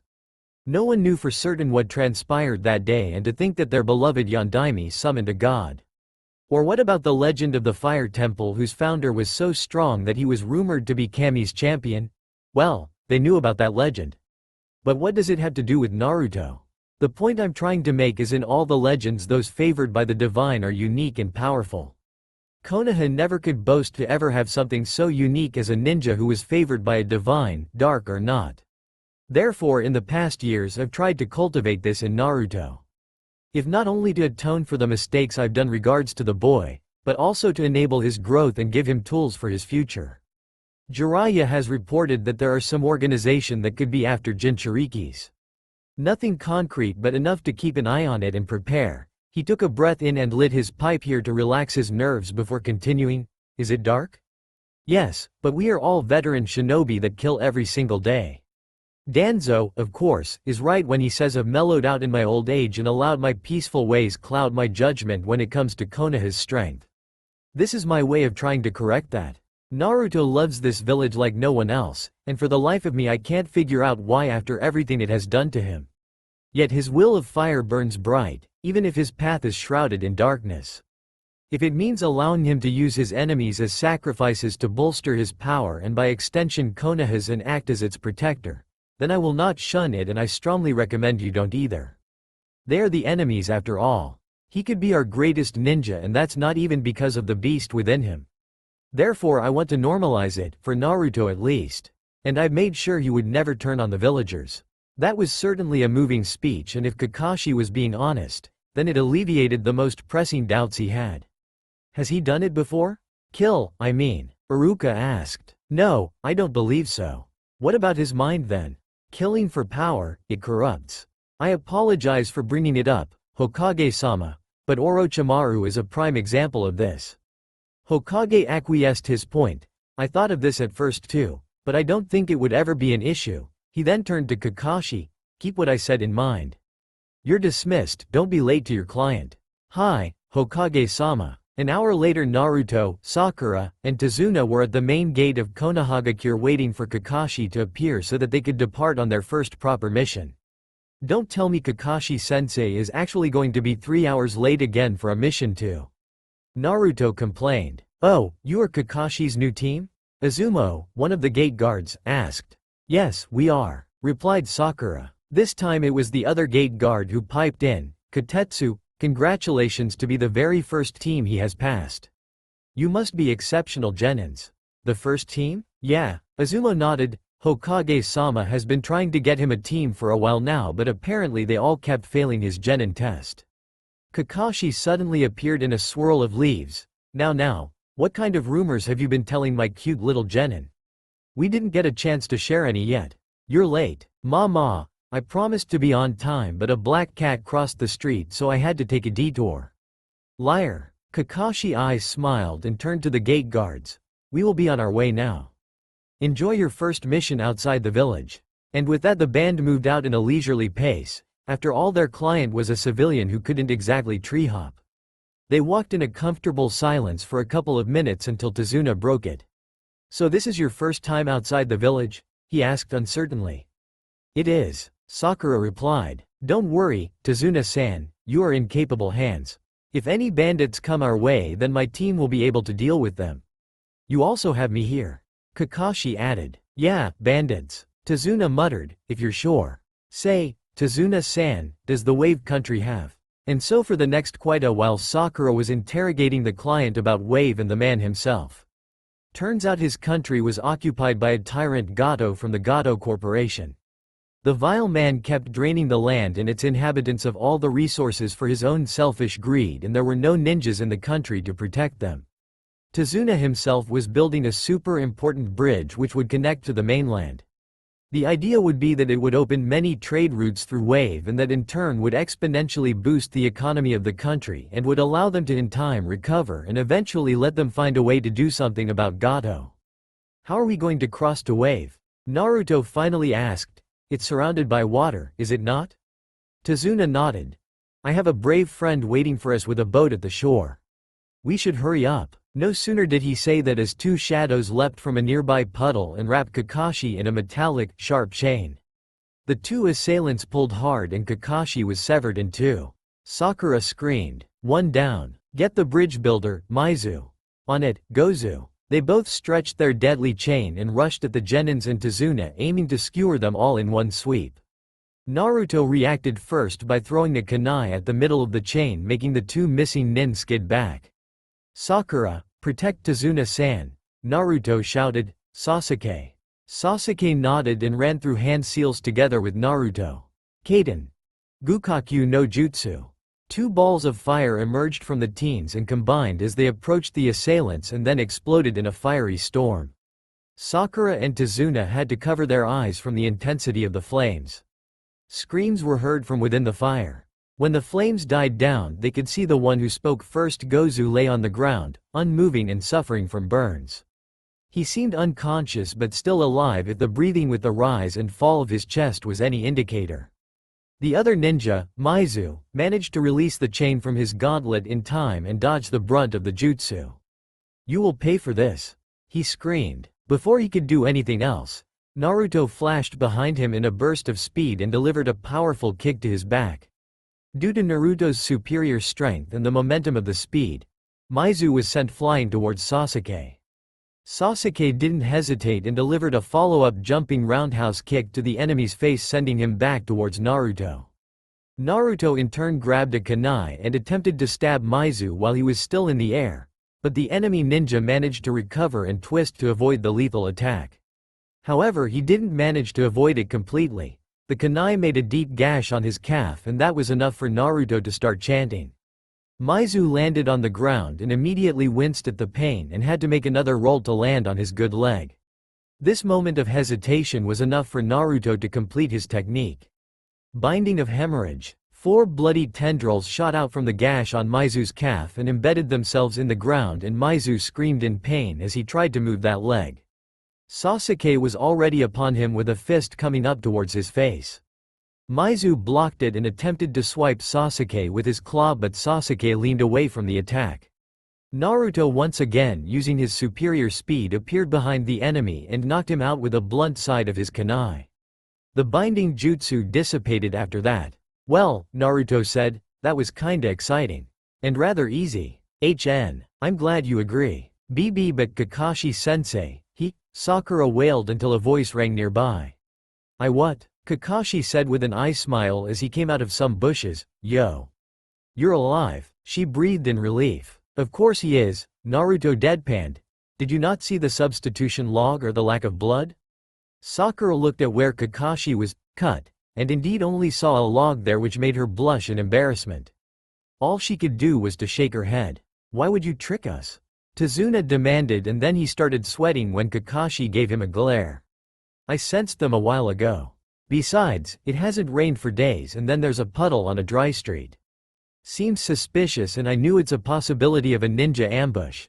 I wanted to see who they would go after." "Me? A ninja with a sizable bounty on my head, or you, our client?" "It was you they were after." "Did you know Gato hired ninjas?" Yes, I suspected. He deflated. Then you deliberately lied to the Hokage. Not only that, but you deliberately put my team at risk with wrong information that you could have shared. The Demon Brothers, if I remember Bingo Book correctly, are C-rank missing nin from Kirigakure, which automatically puts this mission as at least B-rank due to further unknown ninja threats. This is not a mission for genin as inexperienced as my team. Tazuna dropped his head in shame. We didn't have the funds to request a higher ranking mission. In fact, we gave everything we could scrape together and it was only enough for a C rank. I am really sorry. Without this mission, without the bridge, without any help we just won't survive. The Hokage, and by extension Konoha, is not that cruel to ignore a plight such as this. I am more than sure we could have struck a deal. Lying is never an option for honest missions. The right thing to do here would be to cancel the mission and return to the village to arrange something else. Here Tazuna dropped on his knees and begged, please. I can't afford to spend any more time than I already have by coming to Konoha. Every second I am gone is another second one of my countrymen are suffering. I am also super worried about my daughter and grandson. Please don't abandon the mission. I am very sorry for lying. Kakashi sighed. What a bad form of guilt tripping. Hokage's hunch has proved to be right though. He considered his options and looked at his genin. Naruto could definitely hold his own, and by extension Sasuke too. Sakura, however, was completely unprepared for such scenarios as evident by her reactions. He could see that Naruto wanted to continue with the mission. Sasuke seemed completely indifferent to the man's plight, but Kakashi knew that the Ravenhead also wanted to continue with the mission to at least challenge himself with real combat. It will be up to the genins. They are after all at the most riskier, so I will the decision to them. The genin blinked at that proclamation. I say we go, Kakashi-sensei, Naruto said, can't really just leave these people suffering. I agree, Sasuke added, I want to face new opponents. These were weak. Only you would go on a dangerous missions for some fun, Naruto rolled his eyes. Kakashi then looked at the only girl in the group and she shakily said, well, if both Naruto and Sasuke are ready to go then so will I. Then that's decided. Tazuna-san, we will continue with the mission. Tazuna's expression immediately changed, now suddenly in high spirits, thank you. Thank you so much. Off we go to build my super bridge. Hold on, Naruto called, what about them? And pointed at the demon brothers who were laying on the ground, unconscious. I will tie them to a tree. Then I will send a message to Konoha about the change of circumstances and inform that we managed to apprehend enemy shinobi, Kakashi replied. Oh, I see. You almost sound disappointed, Naruto. Kakashi commented. Well, it's truly nothing. Naruto trailed off. Kakashi sighed as he remembered the Hokage's words. To normalize it, Hokage-sama mentioned something like this before we left. Do what you have to do. It was almost disturbing at how Naruto brightened up. Really? Thanks. He then looked around and saw Sasuke's and Sakura's intrigued faces. Right here? He received an eye smile. You have to remember we are still on a mission. He then looked at Tazuna. For how long is your friend waiting for us? For a couple more hours at the least. He won't leave without me and I didn't exactly know how long I will take to get a mission. The Jonin nodded and looked at Naruto. Nevertheless, we don't have the time to look for a suitable place, so here and now will have to suffice. If this is something you have to do, then you will have to learn to be comfortable with doing it anywhere with anyone present. Sakura, Sasuke, he addressed the other two members of his team. This will probably get bloody and unsettling. If you don't want to experience something dark, then you can proceed further with Tazuna. Naruto and I will catch up when he's done. There shouldn't realistically be any threats ahead. For Naruto, it's not so much he had an issue with the location as with people seeing the darker aspects of his infernal arts. What if his own comrades would be too horrified? What about the clients? If they heard Konoha was practicing human sacrificing, then he had no doubt fear of common folk would follow. He then steeled his nerves. Naruto does not get nervous, he demonically cackles. No matter how the world perceives his art, he would always do it for the sake of Konoha, even if he had to do it in loneliness. It changed his life in a good way, and it would be stupid to abandon his practices just because of some fear. Not to dismiss at how flexible and powerful it was. Naruto nodded and ignoring everyone's stares got to work. I will use the burnt one. He probably won't survive the weight anyway. He got hit dead on by our fire jutsu. Not waiting for Kakashi's affirmation, he took out his special knife and approached Gozu, who was still unconscious. What is he going to do, sensei? Sakura asked as she opted to remain. Even Sasuke couldn't deny he was extremely curious, to the point he fully faced the scene. He understood it was something to do with Naruto's mysterious techniques. If you're intent to stay, then wait and see. He is going to do a ritualistic sacrifice, other than that I have no idea either. Ritualistic sacrifice? Tazuna asked uncertainly. Kakashi shrugged and then smiled at the bridge builder. You're perfectly safe. Everyone immediately shut up and looked at Naruto, who already had his hand cut open and had started chanting. Every ninja present noticed that this chanting felt different than what they've experienced before when he used the infernal arts in combat. Naruto drew a large circle around the downed man using his bloody knife and even dared to channel a bit of chakra through it. With this circle I mark the beginning of the final rite of passage. As he closed the circle, there was a tiny pulse of power that everyone felt. Bethrezin accepted the rite and deemed the offering worthy, so Naruto could proceed. He sliced his palm again to spill more blood and used it to draw an even larger pentagram outside the circle so that the circle was inside the star. He was thankful that the infernal arts of his current level allowed him to manipulate blood to a small extent, otherwise he'd completely bleed out drawing diagrams of such proportions. He chanted his thanks, chanted that this kill will be in honor of his god, this offering the ultimate pact and the proof of his power that was bestowed upon Naruto. Another pulse of power, this one a bit stronger than last, and the onlookers released a gasp as 5 points of the pentagram burst into tall pillars of flames before calming down to the sizes of a candle. Using the knife, he then carved a symbol for hair in a circle on the ground at the northernmost point of the pentagram. Thank you for bestowing upon me the blessing of the hair so that our enemies could never escape. They repeated the same for the bear and the stag, carving those symbols at the bottom 2 points. Thank you for bestowing upon me the blessing of the bear so that no enemy might hurt me and mine. Thank you for bestowing upon me the blessing of the stag so that I could stand tall and proud as your champion. All the symbols ignited and remained lit. Next was the most exciting part for Naruto, for even he didn't know what would happen. He positioned the man inside the star so that each of his protruding body parts, head, arms, and legs, was facing each of the points of the pentagram. As an afterthought, he used the blood already on the ground to bind Gozu so he doesn't thrash around. The pain of what will follow will definitely wake him up, but only the 5th strike will be the killing one. He took his knife and positioned to strike Gozu's left hand. He's not, is he? Sakura asked, horrified. No one answered her. What is this weird feeling? What language is this? For power. And Naruto stabbed Gozu's hand, immediately waking up the burnt man, who screamed in pain. The fire at the point nearest to the left hand increased in size and turned crimson. Gozu tried to thrash and get away, but the bindings prevented him from that. A faint pulse of power was felt in the air, making the hairs on everyone stand up. For knowledge, right hand quickly followed suit with its adjacent fire pillar.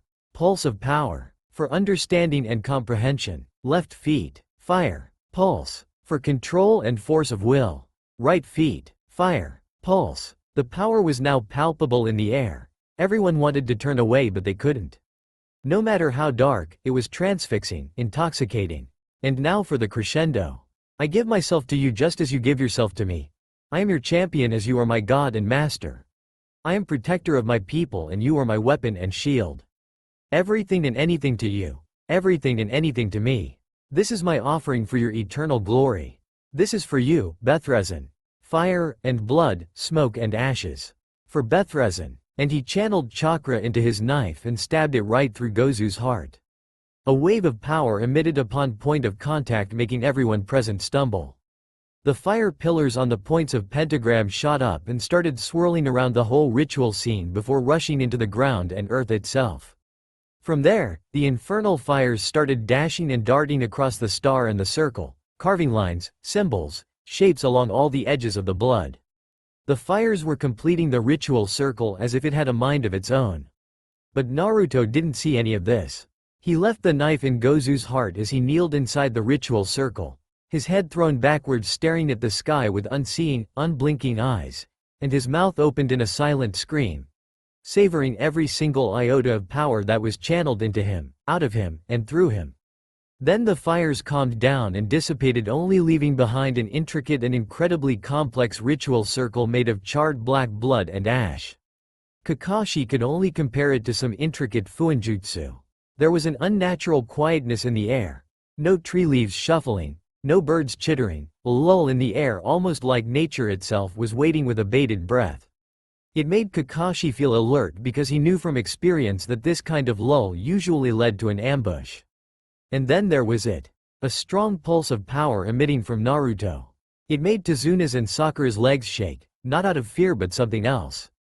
For Naruto, however, Bethresin accepted his plea and his ritual. Knowledge, power, understanding, comprehension was running through his mind in a rapid pace. Everything he read up to so far suddenly made infinitely more sense. Hidden aspects of his languages, diagrams, rituals, beings, blood, symbols. All of these things flashing at a fast pace, embedding itself in all the relevant parts of his brain. His pupils were wildly shaking and darting back and forth as if trying to see something invisible. Another pulse, this one stronger than before. Even Kakashi's and Sasuke's legs started shaking. What is this? Sasuke wondered in true bewilderment. And now Naruto understood. Understood all the aspects of his infernal arts. If before he just practiced and did them as instructed, now he comprehended it all. He still had much to learn, but now he could truly begin living and breathing life into the infernal arts.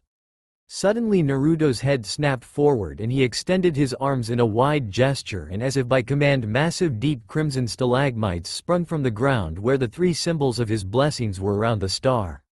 Naruto stared hard at those and suddenly his vision became dark. He blinked a couple of times and found himself in a strange sewer. Completely still water was covering his feet up to his ankles. Naruto looked around and noticed that the corridor he was in was very well lit despite not having any clear light source. All kinds of different pipes were running across the walls, blue, red, and black crimson. All of them twisting and intertwining and disappearing in all directions. Upon closer inspection he also noticed that the walls in the corridor were irregularly adorned with what appeared to be shiny black and crimson gems or stones, same color as one of the pipes. Well, no point standing here and waiting for something, Naruto mused. Despite the sudden change in scenery from being outside on the roads performing a ritual and then ending up here, he felt pretty safe. No wariness or unease of new surroundings that somehow to him felt familiar. And so he proceeded forward. He ignored all the different pathways and doors that appeared on his way. He allowed his feet to automatically drag him forward. After what felt like forever he finally arrived at his destination. A massive room with an enormous gilded cage at the back of it, gates of which was held by a paper seal. Naruto immediately put one and one together and surmised that he somehow managed to access the part of his mind that housed the seal where the Kyuubi is held. Ignoring that for now, he looked around. Next to the cage there was a medium-sized smooth stalagmite growing from the ground. It was the same color as the stone in the walls he noticed earlier, dark with red streaks coming in no discernible pattern. The red streaks seemed to pulse once in a while. In fact, in a closer inspection, the same red streaks could be noticed all over the cage too. He observed that all three different colored pipes seemed to originate from somewhere in this room and were somehow connected to one or another element here. The dark crimson pipes seemed to originate from the smooth rock, the red pipes seemed to disappear behind the cage, and the blue ones didn't have a specific starting point. They were just twisting around the large room before disappearing into many hallways. He also idly noticed that there was one pipe which was seemingly connecting the stalagmite and the cage. A loud, terrible growl spread through the chamber. So my jailer finally graces me with his presence. Two large, red-slitted eyes popped open behind the bars. Kyuubi, Naruto nodded. He'd be lying if he said he wasn't intimidated. This being in front of him was rumored to create natural disasters with a single flick of its tails, and now all that was holding it back was a paper seal. It's good that you have common sense. You are awfully civil. I was expecting something more of a wild beast. The Kyuubi snarled, hitting Naruto with some hot breath that made his long hair flutter. Of course you would. That's what humans were always painting us as, chakra batteries of no intelligence. Feared for our power, yet hunted for it too. If it's any consolation then I do apologize, Naruto said sincerely. My ignorance of your nature stems from not coming across any information to say otherwise. The question still remains. If not for a wild beast, then I expected at least someone furious enough to lash out in anger for this imprisonment. And I am furious. The mighty Kyuubi no Yoko locked away again and again, always something stopping me from being free. It said mockingly, nevertheless, I am exercising as much control simply for my self-preservation. Self-preservation? The Kyuubi stepped forward within the cage, revealing its towering dark orange body. Naruto had to practically crane his neck upwards to look it in the eyes. Yes, Kyuubi nodded. Are you familiar with the nature of the seal that holds me? Naruto shook his head in negative, ignorant. It is designed to slowly trickle my own chakra into your system. It's been doing that since you've been but a babe. That's why you have such large quantity of dense chakra. That makes sense. Ever since you came into contact with that dark god of yours and started practicing the rituals, another power source manifested here. Kyuubi pointed at the dark rock next to its cage. Maybe calling it a power source is wrong. It's still your chakra but different. It's what enables you to do whatever it is you're doing. Similar how Kekkei Genkai would have been represented in one way or another in other mindscapes. How do you know what I have been doing? Over a longer period of time, the more of my chakra gets siphoned off. I've learnt that the more the seal weakens. This is your mind and it's been 13 years now. Sometimes I am able to push and see glimpses of your life outside, especially when my chakra is being used for healing your body. It replied, ever since that rock appeared, the chakra siphoning from me was diverted into that stone, and from that stone to you. It's like an extra converter, an additional cog in the mechanism, if you will. I do not know its purpose, but what I do know is that the seal keeping me locked is no longer deteriorating. Instead, your usage of your rituals is changing the seal itself. I feel I am more linked with you and the stone than I've ever felt before. Here Kyuubi regarded Naruto with somewhat cold expression even though its eyes were still holding so much fury.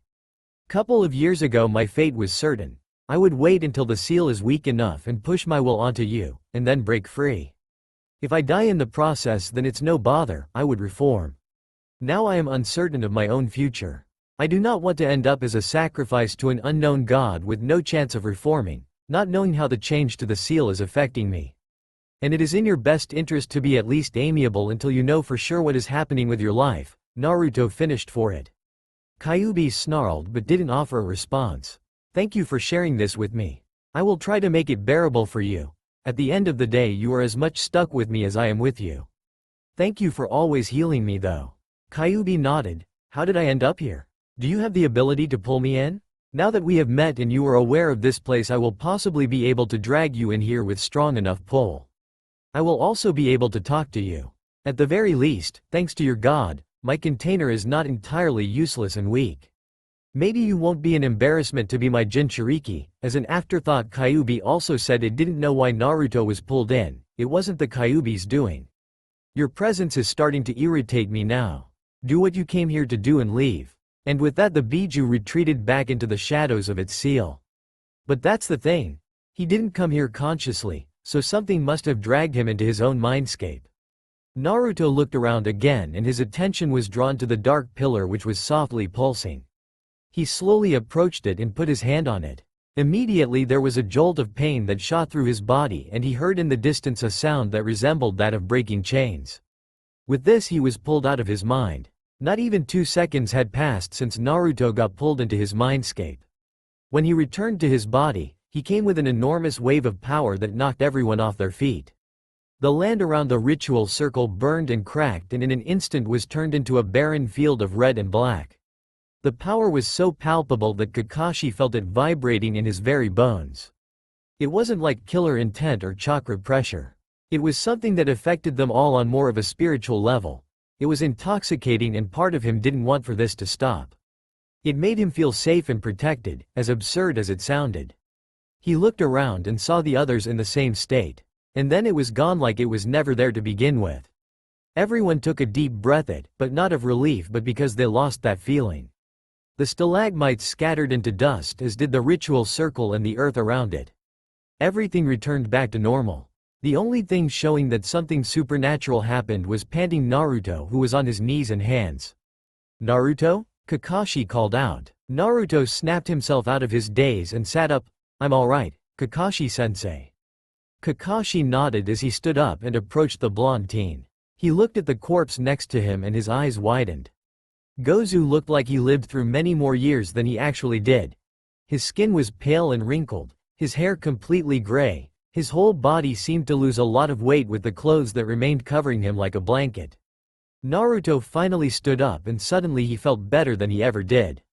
Re-energized and happy. And he was extremely excited to finally be granted the power and complete understanding of his arts so that the next time he fights, the enemy would be in a world of surprise.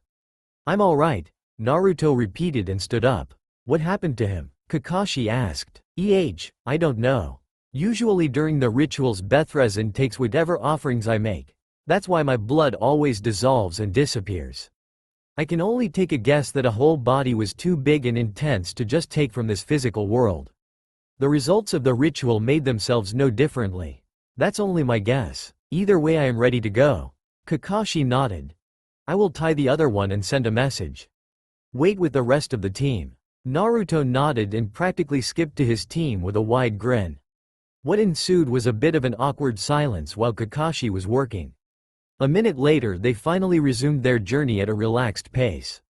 Naruto was glad that there wasn't any fear or horror or even disgust from his team and the client.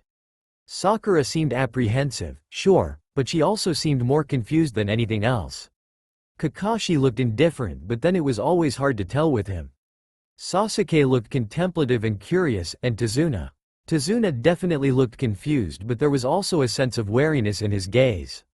The blonde just sighed, you can just ask questions if you have any. You all look constipated. I'm not about to go and start cutting you up. Sasuke snorted at that comment. Well, Sakura began uncertainly. What is it that we felt? Naruto looked at her, felt? Yeah, several times throughout your ritual. She gulped. There was some sort of power coming off you several times. The final time, just before everything disappeared, it brought us all to our knees. I didn't know that these rituals have an effect on people. Well, the thing is, again she looked uncertainly at Naruto from the corner of her eyes. By all rights I should be horrified and disgusted by what I witnessed. You did kill someone essentially in cold blood. But for the life of me I can't figure out why I don't. Instead there was this feeling of pure bliss, pleasure, excitement, and safety. Tazuna helpfully supplied and Sakura only nodded to that. Some logical part of me does feel uneasy that you just killed a man in a very disturbing fashion. But the bigger part of me never felt safer. I don't want to witness something like that again, but I do want to feel the same way. It's a weird paradox. Something what you describe is actually common in ninjas, Kakashi added. We kill every day, that's our job. Here Sakura looked a bit green, but most of us don't really enjoy it, and sometimes some of us even feel guilt. However, we would gladly kill hundreds of innocents if it meant protecting our village and its citizens. I'm sure you feel the same way. After all, you did lie to the Hokage and requested a mission knowing the risks. But your country's well-being is all that mattered. Tazuna winced but agreed. Here Kakashi turned to Naruto in curiosity. I do share the same feeling though. When you began your ritual, I did feel a bit of distaste, but then when the first wave of the power hit, my mind suddenly was supplying me completely different feelings. Why is that? From what I've read and what you're telling me I might have a theory. Give me one moment. Kakashi wanted to say they don't have any more time to waste, but Naruto already had his knife out and slashed his palm. He raised the palm and aimed it somewhere in the forest. Blood bolt. A bolt made of his blood shot from his palm and in a blink of an eye flew in the bushes. In a burst of speed Naruto disappeared and then reappeared back with a rabbit in his hand who was quickly bleeding and dying. Not wasting any time, Naruto drew a circle on the ground with his blood and then put rabbit in the middle of it. Accept this small offering as a testament of my power to murder my enemies. For destruction and chaos, for blood and glory, no one shall stand in my path. All will die and perish in your name. A small pulse of power, and the rabbit slowly, almost uncertainly, dissolved layer by layer and got absorbed into the circle before the circle itself flashed crimson and disappeared into the wind. Naruto blinked. He just got an incredibly strong feeling of confusion and then it passed. Naruto widened his eyes in realization, but he put that new information for later. He then turned to his companions. Did you feel anything this time? Revulsion. Sasuke said. Still felt the pleasure, but also a lot of disgust. I felt shudders go through me. Complete opposite of earlier, and this was tame by comparison. Completely horrifying, Tazuna added. Seeing that everyone shared the same way, it confirmed Naruto's theory. That confirms my theory then. I am not sure whether it's actually true, but it makes sense. They resumed walking and Kakashi asked, "What is it? What you feel is most likely linked to my prayer during the ritual." Naruto explained. My God called me a protector, so in all my prayers and the rituals I do, I always try to make it a point to say I am doing it for the protection of others.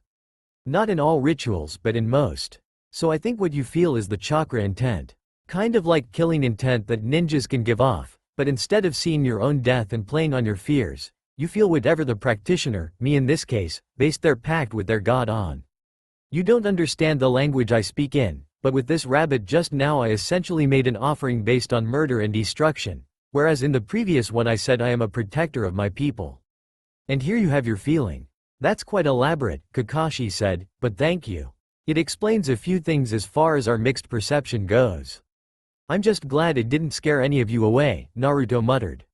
I really want to be scared and disgusted, Sakura told him, but I can't bring myself to.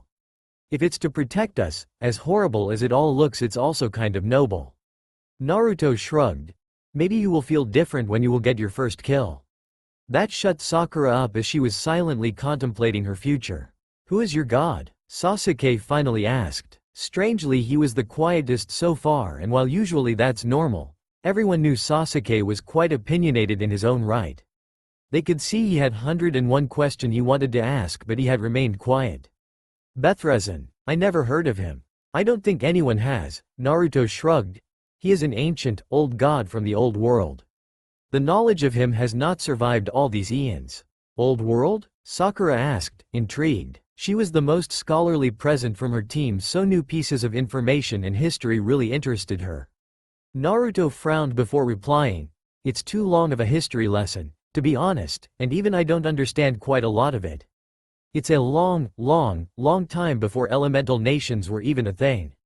Oh, Sakura muttered, will you tell me about it sometime? Sure, if no one knows of him, then how did you come across him?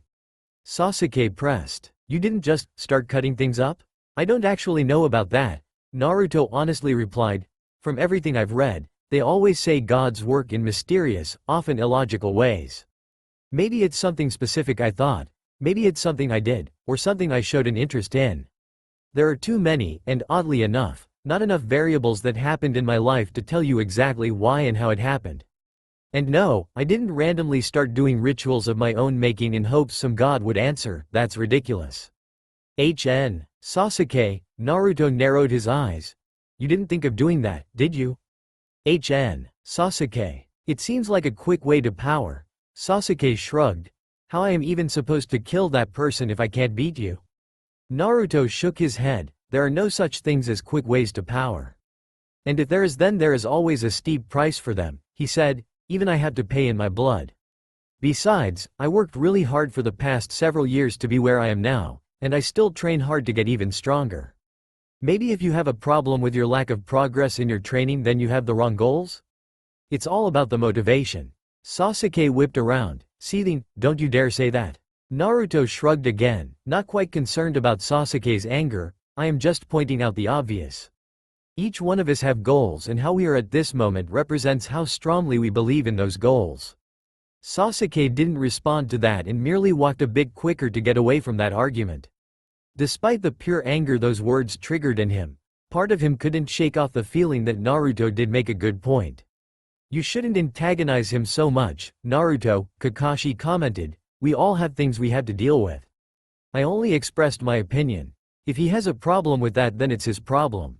People who have no issues wouldn't get a reaction like that if they couldn't relate. Maybe saying it out loud would spur him on thinking about it rather than ignore it. Kakashi chose not to pursue this line of topic. Sasuke's mental state has been under scrutiny ever since the Uchiha massacre, but instead of getting professionals to help him, the higher-ups decided to leave the team be. Maybe Naruto's constant words and behavior towards the Uchiha would force Sasuke to self-reflect. Time would tell whether it would end up well or make the situation worse. At this time they finally reached Tazuna's friend who was anxiously waiting for them. Hushed greetings and a brief conversation later, all of them were on the boat halfway through to the land of waves. The mood was quite gloomy, Naruto noted. Sasuke absorbed in his own thoughts while openly scowling. And Sakura was in deep contemplation. The girl still couldn't get over how mixed her feelings was towards what she saw. She knew from what little time she had spent with the blonde that he was a good person, but the ritual she witnessed twisted her perception of him a little bit. And that was what was confusing to her. Part of her wanted to be absolutely disgusted with Naruto, but the bigger part of her really wasn't. What Naruto said also rested heavy on her mind, how her view of the world would change when she killed for the first time. She was no stranger to the idea that she would have to do it. The academy did go over that, and whole shinobi history was full of wars and strife. Naruto did it for the village, but it still felt a bit morally wrong. Would her view of it change when she would take her first life? She was glad Naruto was eager to explain his practices and even make an example later on. Because of that she could still proceed to treat him the same way despite her heavy thoughts. "Whoa, Tazuna-san," Naruto exclaimed as quietly as he could. "Is that the bridge you're building?"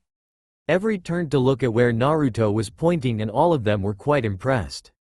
A massive bridge of stone and bricks was towering over them as they slowly sailed past. It clearly was still incomplete, but they guessed it wouldn't take that long to finish the job. Sakura finally broke her silence. How long would it take to finish it? "A week or two, depending if nothing goes wrong," Tazuna responded, quite proud. "You are doing the work of the saint, Tazuna," his friend added with a smile. Here Kakashi hummed and asked something that was on everyone's minds. "I wonder why did Gato even let you build this much?"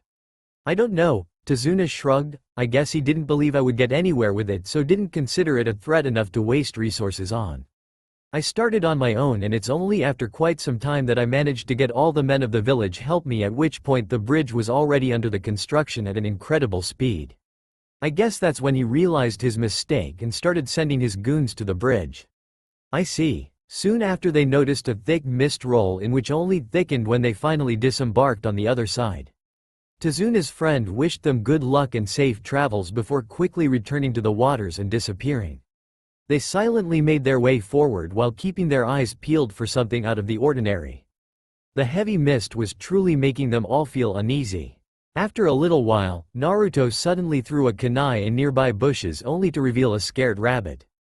Before anyone could say anything, Kakashi shouted, "Get down!"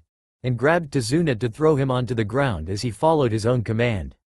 A massive cleaver blade sailed above their heads and embedded itself into a tree where the rabbit was at just now. A second later, an imposing man with bandages around his mouth and a slashed kiri headband appeared standing on top of the handle of the massive blade. Kakashi immediately turned serious as he recognized the threat they were facing: Zabuza Momochi, a rank missing nin from Kirigakure no Sato, known as the Demon of the Hidden Mist. He then addressed his team: "Formation around the client, protect him at all costs. If I fall, retreat. We won't abandon you, Kakashi-sensei." Naruto exclaimed. "Look at that! Kakashi no Sharingan and his little genins who had probably never seen real combat." Zabuza laughed. "You were quite lucky to never have encountered the Demon Brothers." "Sharingan?" Sasuke thought as he narrowed his eyes. The missing nin formed a hand sign and the mist around them thickened so much they could barely see further than their outstretched hand. Kakashi immediately pulled up his headband, revealing a lone Sharingan eye with 3 tomo in it. Zabuza is a master of silent killing technique. Keep all your senses open, he could attack from anywhere. 8 points. Larynx, spine, lungs, liver, jugular, subclavian artery, kidneys, heart. A voice boomed from all around them. And they immediately were hit with a wave of killer intent. Naruto managed to shrug it off, and so did Kakashi, though both of them broke a sweat. Sasuke and Sakura, however, their legs were shaking as they imagined their own deaths that would happen any moment. Even Tazuna was on the floor in fear. Naruto narrowed his eyes and quickly cut his palm that elicited a laugh from Zabuza that reverberated all around them. "Ha ha ha. Look at this, Kakashi. One of your own is even cutting himself in fright. Poor little genins are about to die without even living for a bit. You know, you call yourself ninjas, but you are only just kids. Only when you spill blood may you even use the title, ninja." Don't do anything rash, Naruto, Kakashi whispered, knowing full well that Naruto cutting himself meant a jutsu from him was coming. You have mastered over 1,000 jutsus? Is there a futon in your arsenal to blow away the mist? Naruto whispered back, an exaggeration. I do, but if I start hand seals then I can't defend myself. I will give you an opening, Naruto whispered back. Kakashi wanted to protest but had no time as Zabuza laughed. An opening? You are funny, kid. Suddenly Kakashi shouted, Naruto. However, thanks to his blood sensing technique that Naruto only understood to master after the latest ritual, Naruto sensed the incoming attack and could dodge the attack in time. Zabuza's cleaver narrowly missed Naruto's arm before retreating back into the mist. Naruto used this opportunity to smear some of his blood across Kakashi's back before squeezing his palm and spilling some of his blood onto the ground. A lucky dodge, good job, kid, Zabuza mocked. Naruto waved his bloody palm and manipulated the blood on the ground to make a circle around them all, and then started chanting. He was glad that after the sacrifice his control of blood exponentially increased to allow drawing ritual circles with a literal wave of his hand. What's this? Blood manipulation and delirious muttering? Haha, your kids are hopeless, Kakashi. I expected something more from you. Maybe I should start with that pink-haired bitch? She seems like she never seen real combat. Might as well spare her the trouble and kill her first. Demonic barrier. Physical plane. Naruto exclaimed in the ancient language as he finished his chant. Immediately, within a second, 5 bloody lines expanded from the bloody circle and connected above Team 7 in Tazuna, and a crimson-black sheen connected between the lines creating a dome around them all. Now, Naruto shouted. Kakashi trusted Naruto enough to start doing hand seals. Zabuza saw this as his opportunity and, not believing whatever the blonde kid did was of importance, slashed his Kabikirabocho aiming for Kakashi's neck. His blade connected with the red barrier and Zabuza widened his eyes in shock when his attack was completely stopped. Some red sparks appeared at the point of impact and the barrier flashed deep red before reflecting the sword back. The dome surrounding them dissipated into the air afterwards. But that was enough for Kakashi to finish his technique. Fuuten.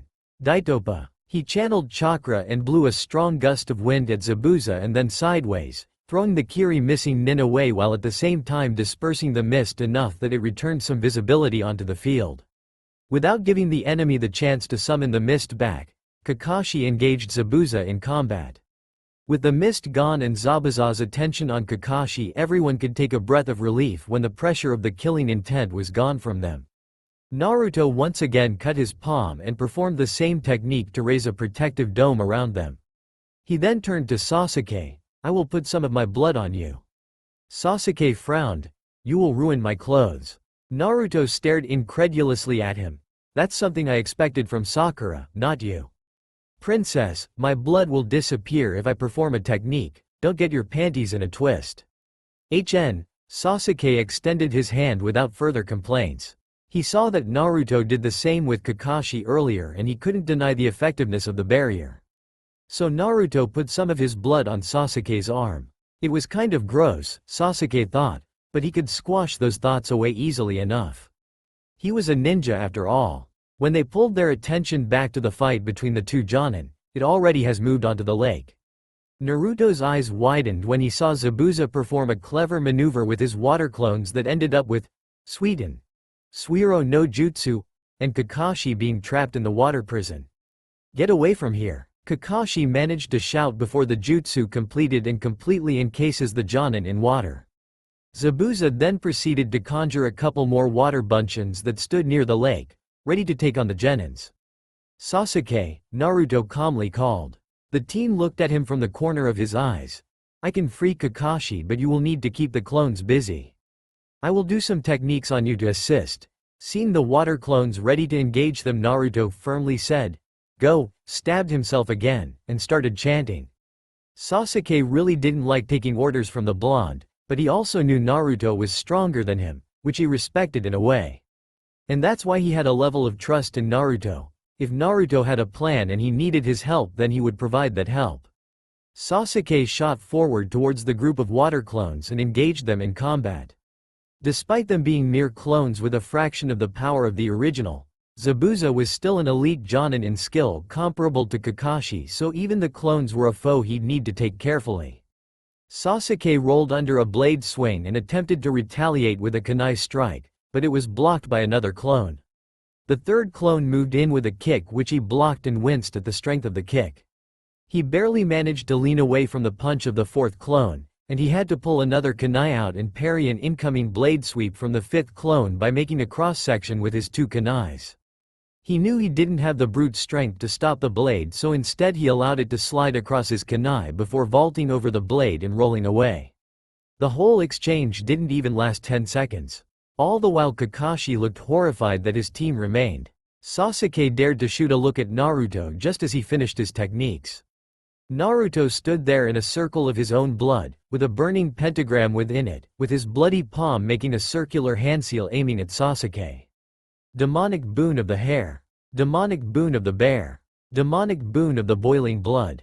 Sasuke couldn't understand what Naruto called out, but he did notice that the blood the blonde left on him suddenly spread across his body in thin lines, before flashing in black and crimson and seemingly vanishing within him. All his muscles momentarily twitched before settling, and then he felt it. His blood boiled, but in a good way. He wanted battle, and he wanted it now, and he knew he had the power to overcome his foe. Sasuke disappeared in a flash of speedway greater than before, making the enemy widen his eyes.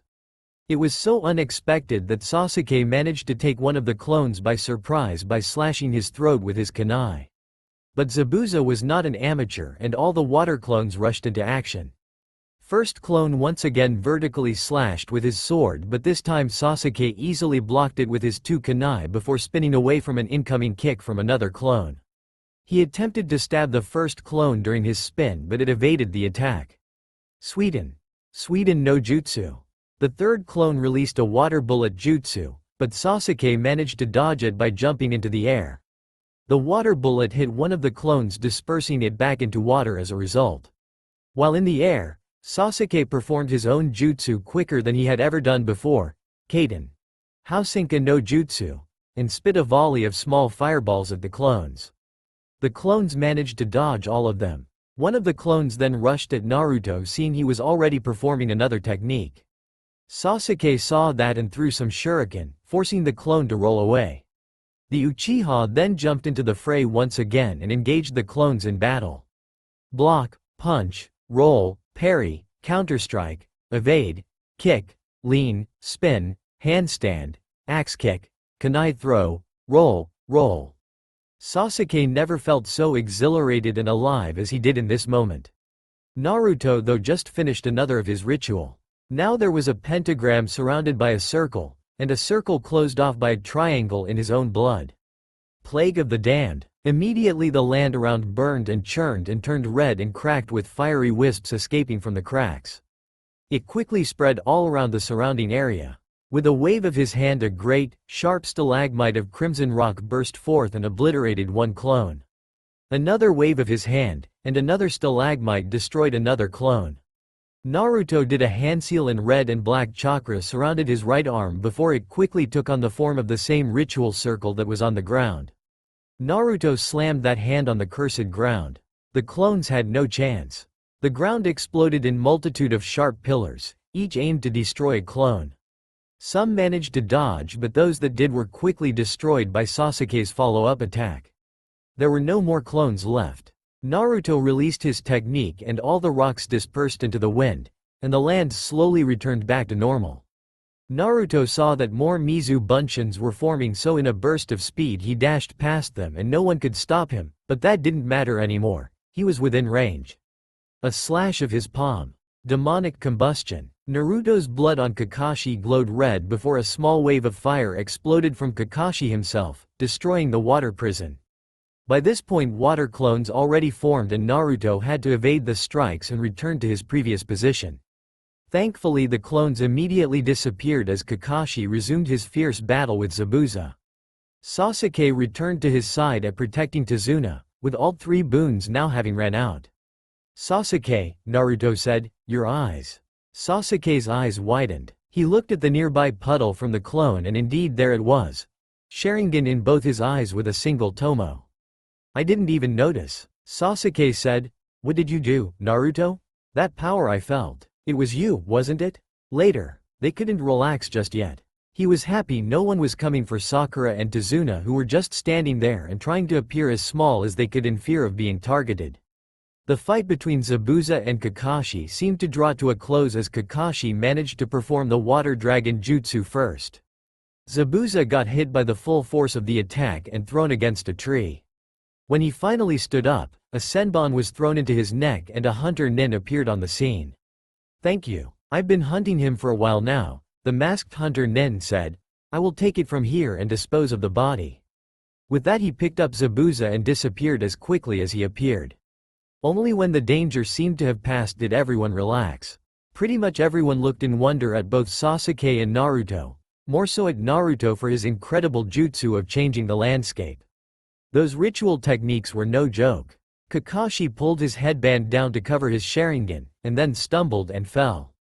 "Kakashi-sensei," Sakura cried as she quickly ran up. "Ma, I will be fine. Just a little bit exhausted," Kakashi said. He then reached into his pouch and got out a pill and quickly swallowed it. "Nothing a quick soldier pill can't fix until we get to safety." He stood up when he felt the pill work its magic. He looked at Tazuna. "Is it far until your house?" "North, no," the bridge builder stumbled. "Not far at all." "Good, because I think all of us need some rest." He then turned to Naruto. "Those are quite some techniques. Your infernal arts seem to be truly multi-purpose and adaptable." Naruto nodded. "I developed them in a way that I could fight on my own, but also with others. If I want to protect others, then I thought I'd need to have something supplementary in my arsenal." He then sighed. "Can we leave the talking until we have rested, please? I'd kill for a meal." Everyone nodded in agreement and they silently made their ways towards their destination. All the while Sasuke was even deeper absorbed into his own thoughts. That's all for now. If you enjoyed this video, then please like, share and do comments.